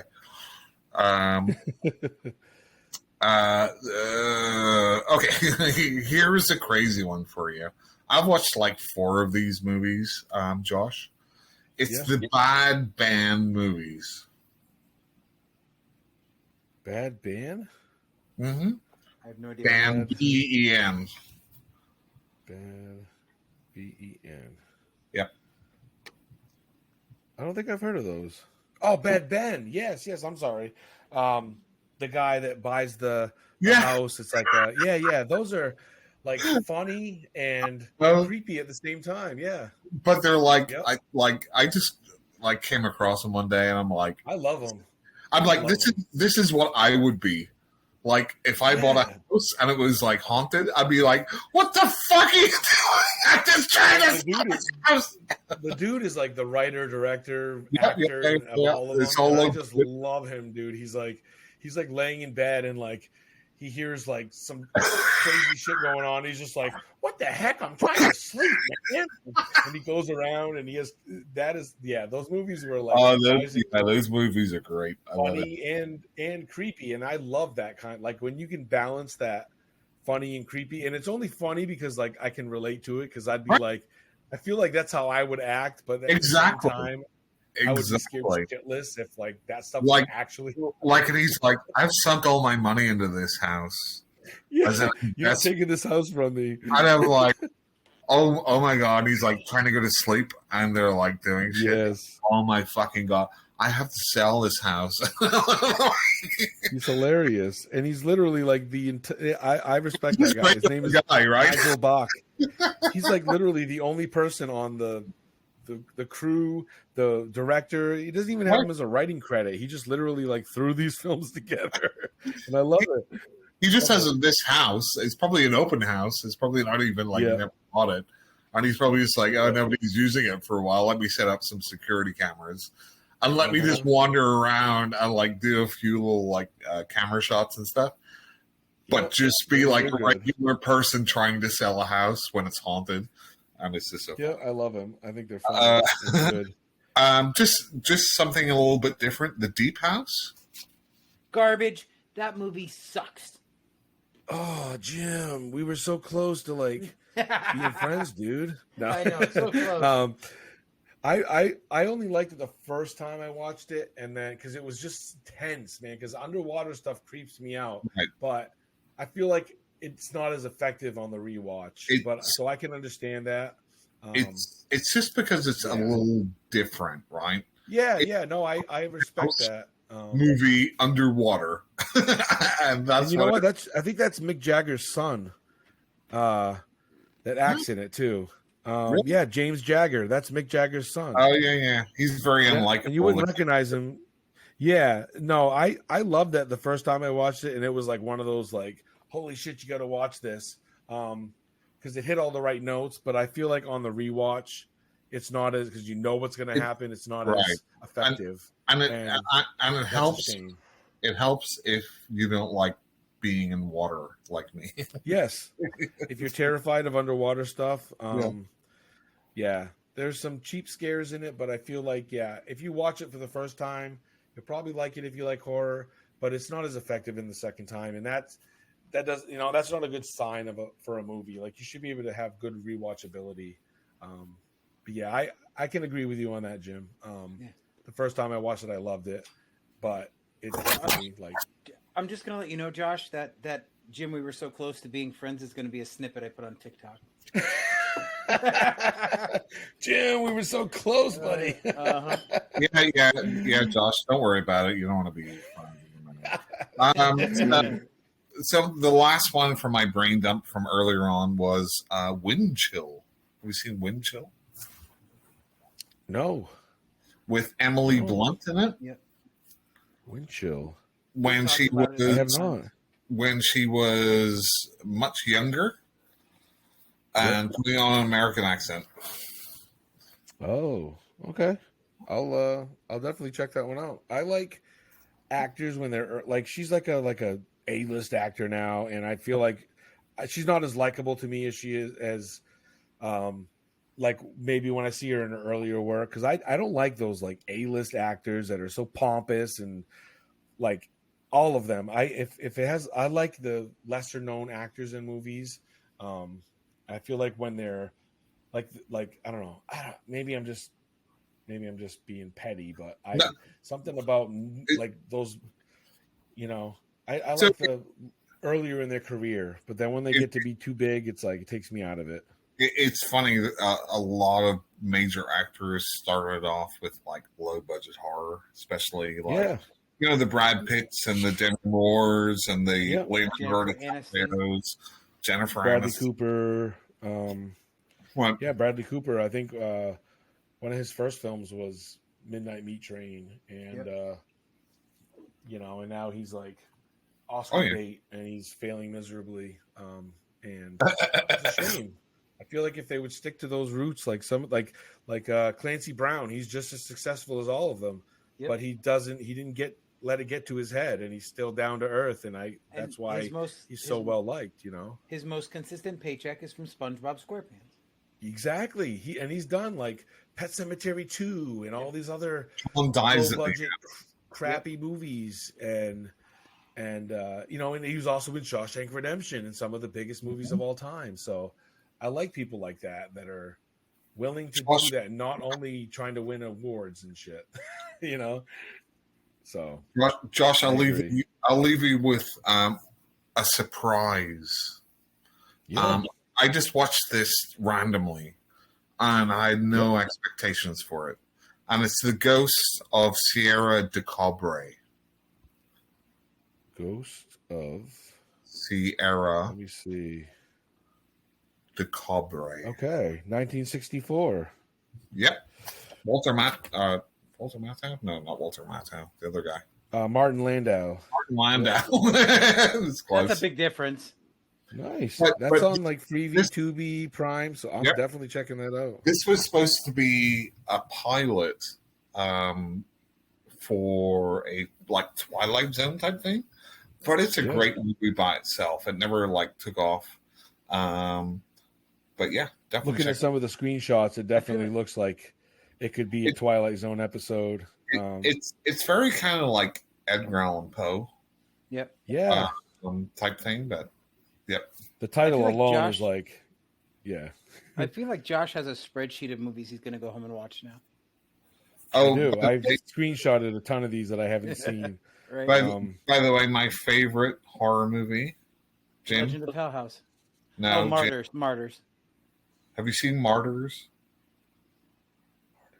Oh, that like French movie? Yeah. I think that was one that I started watching and never finished because it was like anxiety inducing because it's very like abuse, torture. It's very brutal. It's not for the faint of heart. That's another movie he made me watch. But I think it's the best horror movie that's ever been made. Yeah, that's definitely one that I need to finish it, but it's very for being as like campy and stuff as it is, like violent, it's definitely one of the higher rated ones, so it's definitely well revered. It's not like one of those ones that is just violent to be violent. There's obviously a good story behind it, and it's not what you would call quote unquote Jim torture porn. It is right. I hate that term. Mark hates that term. He hates when anybody uses that term. He hates it. Yeah, because the person that came up with it hates horror movies. So I want to just do at least one recommendation that is one that really blew me away. It's a little more recent, and I believe it's I don't want to get this wrong because I'll sound extremely racist, but I'm just going to say it's East Asian. It's South Korean. Okay. Inside. South Korean. It is from 2018, and it is called Ganjiam Haunted Asylum. Yep, seen it. It is, if you've seen it, a lot of people have. It's found footage. There's a little bit of that shit I hate with like character building and like the beginning where it's just like, hey, look at us being happy-go-lucky, but it is well worth it to get into the meat of the story where this group of young, I think they're like, I don't know if they're like videographers or YouTubers or something, but they kind of go and explore this supposedly haunted asylum from like 1979, and they go out. It's in the middle of nowhere in South Korea. It's called Ganjiam Psychiatric Hospital, and it's so friggin' creepy. It's almost like the Korean Grave Encounters. Very much so. In fact, it's a little bit like satire, parody, but I feel like the scares in this are so much better, and it's so. It's definitely more horror than Great. Yeah, it's definitely it's less parody, but you can definitely Right. feel like at the beginning, especially, it's like, us young, carefree people are going to explore this place, and then shit just hits the fan, and just some of the scares are so unique, and yeah, I want to recommend that one. Definitely look up Definitely. Suicide Forest Village. I think if you like Gunjum, you'll Yeah. like that one. I think I it was did on save Prime. that one in my. I took a screenshot of it so I could remember. Yeah, I think it was on Prime, but I think It's on like Freevee, Tubi, Plex, so all the free ones. It's on there. So I'm definitely going to check that out. Yeah, but Gunjum Yeah, is so it's- really, really enjoyable. Yes, 100%. Yeah, there's a lot of good ghost stories out there. So, yeah, there's so many good ghost movies out there. So Yeah, absolutely. check them out. Mark? Jim, I have only watched 2 things since we last recorded. Okay. So, Josh, at the end of our podcast, we usually just talk about, hey, what have we watched the last week or since we've recorded? Yeah. I have watched The House That Jack Built. How was that? I keep passing it by. So this is Lars von Trier, right? Yes. And the only Lars von Trier movie I've watched is Antichrist, and I really like it. Yeah. Like, I really, really like Antichrist. I haven't watched Melancholia or Dogma or any of his other movies. So this one has, what's his name? Matt. Oh my God. Matt, yeah, oh, shit. Okay, I gotta find it. Matt Dillon. Matt Dillon, yeah. That's the name I was going to throw out there. Yeah, sure you are. Yep. Okay, so it was Matt Well, it's either Dillon. Matt Dillon or Matt Damon. Matt Dillon. So Matt Dillon is a serial killer. Oh. And this is very much kind of like if you mixed American Psycho and Henry Portrait of a Serial Killer, Yes. mixed with kind of like the Lars von Trier kind of arty fucking like let's just talk about bullshit thing. Like let's overthink this and let's have like really arty parts to it, right? And it's done in a very not found footage, but like handheld way.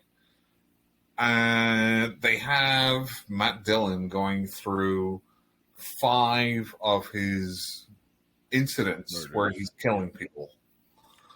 I will say that I watched this on Tubi, and it was cut, right? It was not uncut because I know there's certain sequences that are not what I watched in it. So that might have dampened my spirits a little bit as I was watching it. This movie was a little too long. It's 2.5 hours. It should have been 2 hours long. I believe they were trying to make this into like some sort of like TV ongoing series, but they didn't do a movie. Matt Dillon's very good in it. The first person he kills is Uma Thurman, which is funny. And throughout the movie, it's like him talking about the people that he's killed, right? And showing it. It's kind of like Henry Portrait of a Serial Killer in that way. And but he's talking to this person, right, in his head, or what we think is his head. So he's like thinking things and somebody's talking back to him. And the guy that's talking back to him very much sounds like Werner Herzog. If you watch any Werner Herzog documentaries, it's very much like that question and answer sort of thing.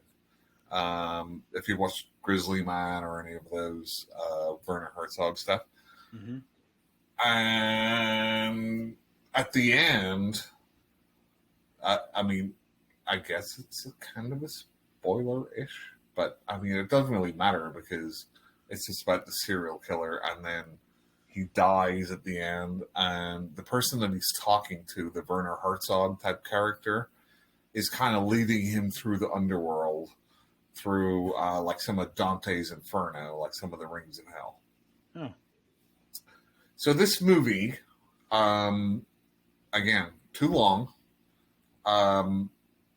Would have been much more engaging if it was 2 hours rather than 2.5 hours. It's worth seeking out. It's not more extreme, even with the stuff that I know was cut out than, say, Antichrist.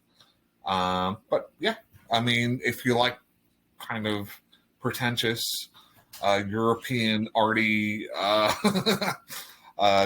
like Tom Six or Lars von Trier, it's definitely worth watching. Okay. Yep. Sure. The other thing that I watched, so I went to the movie theater. Oh Lord. Jim.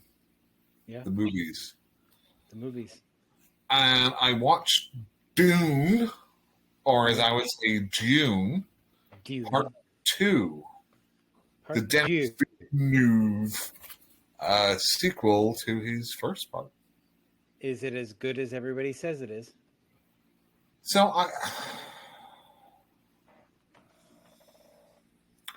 Josh, have you seen June? Do you like June or not? I couldn't get through the first one, like the remake. And I'm not I never read the books, so I'm not like, oh, you gotta know the story. It's pretty deep. Right. Like I literally like fell asleep. I couldn't get into the first one, and I don't really have any interest in watching the second one. I just don't like 90% of the actors in the new one either. So I mean, it's like I don't like that Timothy Chalamet, Chimichanga guy either, whatever his name is. The Chimichanga guy? Is what you just said? Chimichanga, whatever his name is. Did you like I mean, I just did you like the original David Lynch movie from the 80s? Yeah, I mean, I appreciated it, but I just never like the Dune stories. Just I don't know, they've never really connected with me. And I mean, I don't know. And I think you're probably missing out, but I absolutely think you're on point with your outlook on it, because I think you either buy into the story and buy into it because it's very world building and everything else, or you don't. And I'm with Josh. Never been my thing. So I love the first movie. I love this movie. Again, it's not for everyone, and again, it's very much like more art house, and they're trying to put stuff from the book into it. And I love the Lynch version too. Like I love everything individually. Like I love the book. I love the Lynch version, even though it's really weird. I love the new ones because I like the story. I really like that it's very serious, and I really like what they do with the character, especially in this one, which is like the book, because what it does is it subverts the whole hero journey type thing, where you have Paul Atreides, who's supposed to be this messiah, right? This kind of Jesus type thing, right? But really what happens in the story is because he comes to power, billions end up dying because there's like holy wars in his name and all this sort of stuff. So I like the way that he subverts that whole hero thing, and he's not the hero, he's actually the villain. But the movie is absolutely beautiful. The soundtrack is wonderful. The acting's really good. Chalamet is actually better in this one because he has more to do. Than he is in Wonka. I've not seen Wonka. I haven't either. It was okay. I was surprised. I actually enjoyed parts of it. Nice. But again, if you don't buy into the story, I think that's perfectly fine. I think it's like a grand kind of opera sort of thing, and if you're not into it, you're not into it, and that's.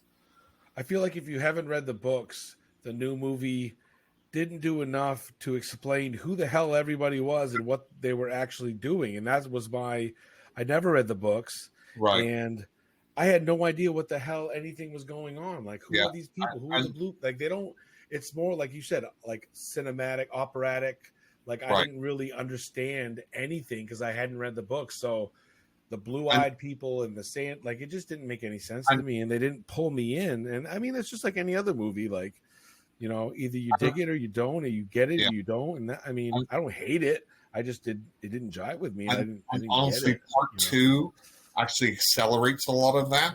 So, and this is kind of where it's like a plus and minus, right? You've got a huge book here, so you have to leave some stuff out. Some stuff that the original 1980s movie has in it, which is from the book, is not in these new movies, which are kind of integral to the book, but you can kind of skip them too. So it's like, I understand you're trying to put a book into a movie and it's difficult. Yeah, absolutely. But I keep it interesting for a modern audience, which is like, TikTok videos and very quick. And I appreciate the fact that they are, like you said, they're taking their time with it, and they're trying to still make a real cinematic experience. I mean, the thing is, like, I can't imagine a 13-year-old going into like Dune 1 and Dune 2 and taking out, you know, what somebody maybe went into to watch Star Wars. This is like a mature version of that. You said mature. So yeah, but I love it. I mean, I think if you like the first one, you'll love the second one too. A good friend of mine went and saw it in theaters, and he loved the first one and loved the second one. And I respect his opinion. I'm sure they look like beautiful films. They look like they're very well thought out, well made. And sometimes you just have to accept that maybe something isn't for you, and that's totally cool. You don't have to hate it. I just, the first one I didn't connect with me, and that's totally cool. Like, I respect the fact that people love that universe. Some people hate the Lord of the Rings movies, and they're like absolute masterpieces to me. But that's what's great about opinions, and everyone has their own opinions and tastes and things. And maybe it's just too deep for me, and I'm just not. I can't get to that level. But I respect the fact that they didn't just cheapen it to make it more, for a modern day audience. It sounds like they actually took their time with it and really, try to make a real. And I've heard it's a cinematic masterpiece, and that's awesome. I'm happy for that. Happy for the fans of it, and that's great. Yeah, definitely. Yeah, I think it's actually less accessible than the original movie, which is weird. Which isn't a bad thing at all. Like, that's not a bad thing. I think not every single movie should be accessible to every single person out there. I feel like, that's what's like the Marvel movies were so cheapened that anybody could watch it and be like, that was a movie, instead of being like, like, I like when they actually take chances with stuff and they actually try to make a certain movie for a certain audience. I think that's something that's lacking in today's, cinematic experience. So I respect it for that. And the fact that it doesn't jive with me doesn't say anything bad about the movie at all. Like, it's just not. And maybe I will, like, 10 years down the road, I'll watch it and be like, wow, I actually get it now. Sometimes that happens. That happens all the time with stuff. So, well, it's like Jim loves the Twilight movies, right? But I just can't get on board. So, yeah, exactly. I mean, there's a huge fan base for that stuff. But that's fine. That's fine. Jim, you pick your sparkle vampire, whichever one you want, or the werewolf or something. I can play you video evidence where I vehemently oppose sparkly vampires. You're trying too hard. No. Okay, so that's all I watched. Okay. Jim? Nice. So I have not watched anything new. I did, however, get some movies that I ordered in the mail, Mark. Okay. I got 3 box sets, and I have been through part of 2 of them. I watched the first 2 It's Alive movies. Okay. The Larry Cohen movies. Larry Cohen. I watched 1 and 2. And I also watched the first of the quadrilogy in the Critters universe. Okay. Ooh. By the way, you should really, really watch King Cohen. Documentary about Larry Cohen and his like kind of guerrilla filmmaking. Yeah. It's super fun. So cool. But what I really want to talk about are two audiobooks that I listened to this week. This was not a great week for audiobooks for me. So you already know I'm a huge fan of Adam Caesar's Clown in the Cornfield, right? Mm-hmm. They are fantastic books. I love them to death. So I figured I'd pick up Video Night, which is an alien horror book that he wrote. And it just didn't have the same punch. I didn't enjoy it nearly as much. That's an earlier one, isn't it? I think Yeah. it's an earlier one. It is. Yeah. I don't know. It didn't seem as cohesive of a story, and it seemed to lose itself, or I just couldn't pay full attention to keep up with it. I don't know which. Then I also listened to They Come From Within by Jason Nicky, which is done by our friend Joe Hempel's audiobook studio, Fright Night Audio? Yeah. And Dan Delgado narrated it. The narrator's fantastic. The stories are pretty middling. There was one called The Prank that I thought was fantastic. Like Chef's Kiss. I would have loved to read more like that. But then there was a book, or a story, I mean, I forget the name of it, but it's essentially a man getting raped and getting his throat slit during a ritual. And that's the entire story. Ooh. And I'm just like, that's not for me. So That's not for you, Jim? no, not so much. You wouldn't like that to happen. If that was for you, I would probably seek help. There are a myriad of reasons that is not for me, but we're not going to get into that, Mark. Well, yeah, maybe we'll dive back into your childhood then. No, we won't. We won't ever be approaching The entity. that subject, I guarantee it. We won't talk about the entity. Yeah, You're starting to get it now. yeah. This doesn't have anything to do with the entity. I promise. Mhm. Completely different traumatic event in my life. Yeah. Anyway, that's it for me. Josh, do you have anything you want to talk about that you've seen or read or listened to this week? So I will. Okay, I'm going to cheat. It wasn't this week, but I feel like this is. I'm going to do a movie and I'm going to do an audiobook. Okay. The movie is an oldie, but I feel like it didn't get any attention at all, and it's called The Reflecting Skin from 1990. It is considered a horror thriller drama. Okay. It's kind of a period piece. It takes place in the 50s, and it has one of my favorite actors of all time, Viggo Mortensen. Oh, And it is about this family that lives out in like, I don't know, like the Midwest Idaho, I guess it would be, out in like those, the cornfield places and out in the flatlands. And this woman basically is like, she's like a vampire, and it's very well done. It seems very modern, but it's older. It's I really loved it. It's basically in the 1950s, a young boy living with his troublesome family in rural USA fantasizes that a neighboring widow is actually a vampire responsible for a number of disappearances in the area. It's very good. It's very Philip Ridley. I don't know anything about this director writer, but definitely worth a watch. It's on Freevee, Pluto, Tubi, Peacock, pretty much everywhere. They're giving this movie away. You have no excuse not to watch it. It's very good. So The Reflecting Skin, 1990.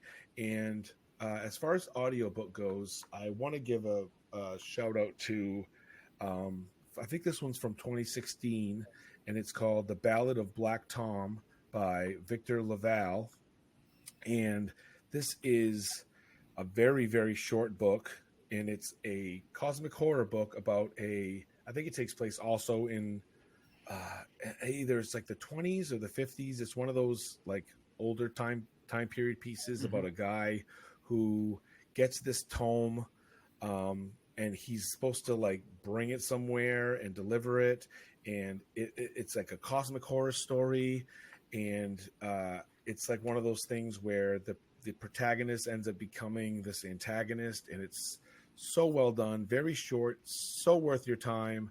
And I heard about it years ago, and I kind of like just ignored it because it didn't really sit well with me. It didn't sound interesting to me. But sorry, once I Josh. actually listened to it, Josh, it sounds like Army of Darkness. Evil no, Dead 3. it's very different. I know. It's very different, but it's like the Where you guy. have to go So honestly, what it reminded me of was like Eyes Wide Shut, but also like I recently read Trom Novelle, which I didn't mention, but that's like it's called A Dream Story, which is the original story that Kubrick's Eyes Wide Shut is based off of, and it's very, very similar to that, where this guy gets invited to play guitar. He's like this very mediocre guitarist, but he gets invited to play at this very secret, like late night party for these elite people, and he doesn't understand why he was chosen, but it's very cosmic horror. Oh, it was very good, and I've already picked up like I think 2 of Victor Laval's other books because I love his style. He's one of those, like, so far he's one of those people that doesn't like add a bunch of filler and stuff.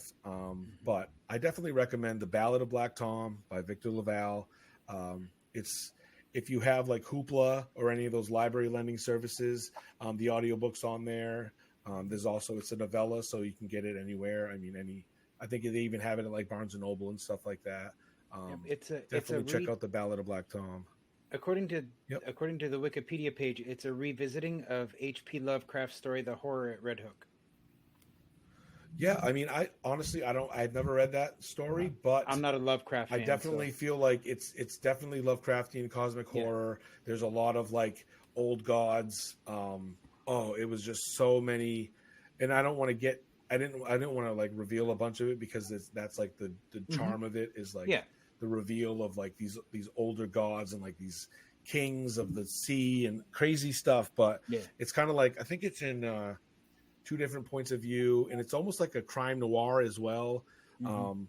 Excellent book. I really loved it. It's everything I aspire to be as a writer, because it reminded me of the twist in Clive Barker's work, where it's like starts off as one thing and then it completely takes a left turn. But I could definitely see it being inspired by Lovecraft, Eyes Wide Shut, the Trom Novelle, which if you've never read A Dream Story, Trom Novelle, it's another novella, which is what that movie Eyes Wide Shut is based off of. That was excellent. And it's like a German or French translation, I think. If you can find it, grab it. That's also a good one. But yeah, those are just two off the cuff things that I really enjoyed. I think they don't get enough attention. So I wanted to mention those 2 things. So Josh, if people wanted to pick up your books or find you on social media, where can they find you? So obviously my books are all available on Amazon. I have 5 books out. One of them is a middle grade horror book that's part of a collection of books called Fright Vision, which is like a spiritual successor of what's it called? Goosebumps. It's like a series of books, and I was invited to write like the 11th book in the series. You can definitely read as a standalone, but otherwise, all my books are adult horror books. There's 4 other books. There's the 2 novellas, which are part of a planned trilogy. I'm writing the 3rd book right now, and the other 2 books are they're short story collections. But the good thing about my work is if you read all of it, I try to do the Stephen King shared universe thing, where sometimes you'll notice characters or plot things from other stories, and they kind of connect in some way.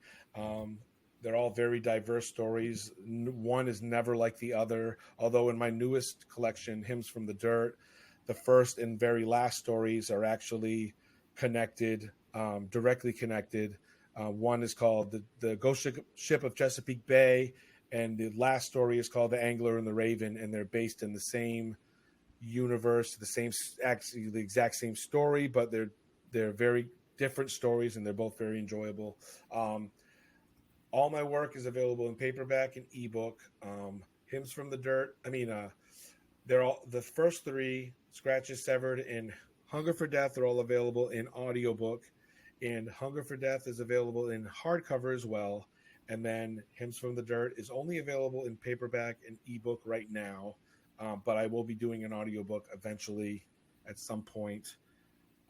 Be looking out for the third book in the Scratches trilogy, which I'm writing right now.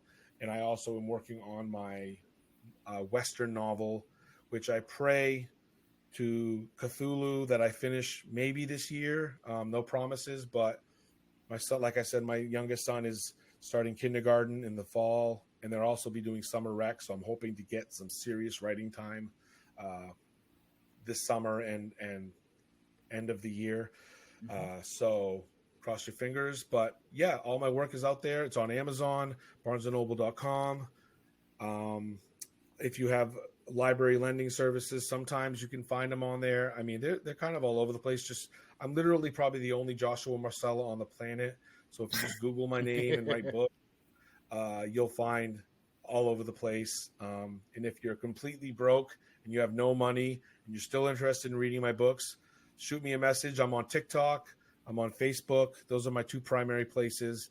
I'm happy to send out free digital copies of stuff. If it turns you into a fan and someday you have money and you want to write, buy my books. But I just love telling stories. I love sharing my stories with people. That's pretty much my main goal. So I'm not really in it to make a ton of money. So if you just love horror and you want to read some cool new stuff by an indie author from Maine who's up and coming, hit me up. I'll send you some free digital copies, and we'll do that, and we'll go from there. But otherwise, they're out there. Just look me up. You can't miss it. So long-winded. I'm a friggin' talker, so sorry. That's guys. okay. Like so are we, as you can tell. I could have just said Amazon, and that would have been the end of it. I had to go into the life story. My wife Joyce, my wife not. Josh, you have survived 4 hours of gym. Yeah, man. So you should probably have some sort of medal. I don't know. You should. Except you know who's worse than 4 hours of gym is 4 hours of Mark. Well, yeah.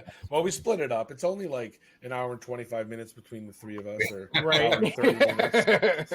So really, we're all at fault. Yeah. Okay. Well, Josh, thanks so much for coming on. You're welcome back anytime. Mm-hmm. Absolutely. We're always we're not very professional.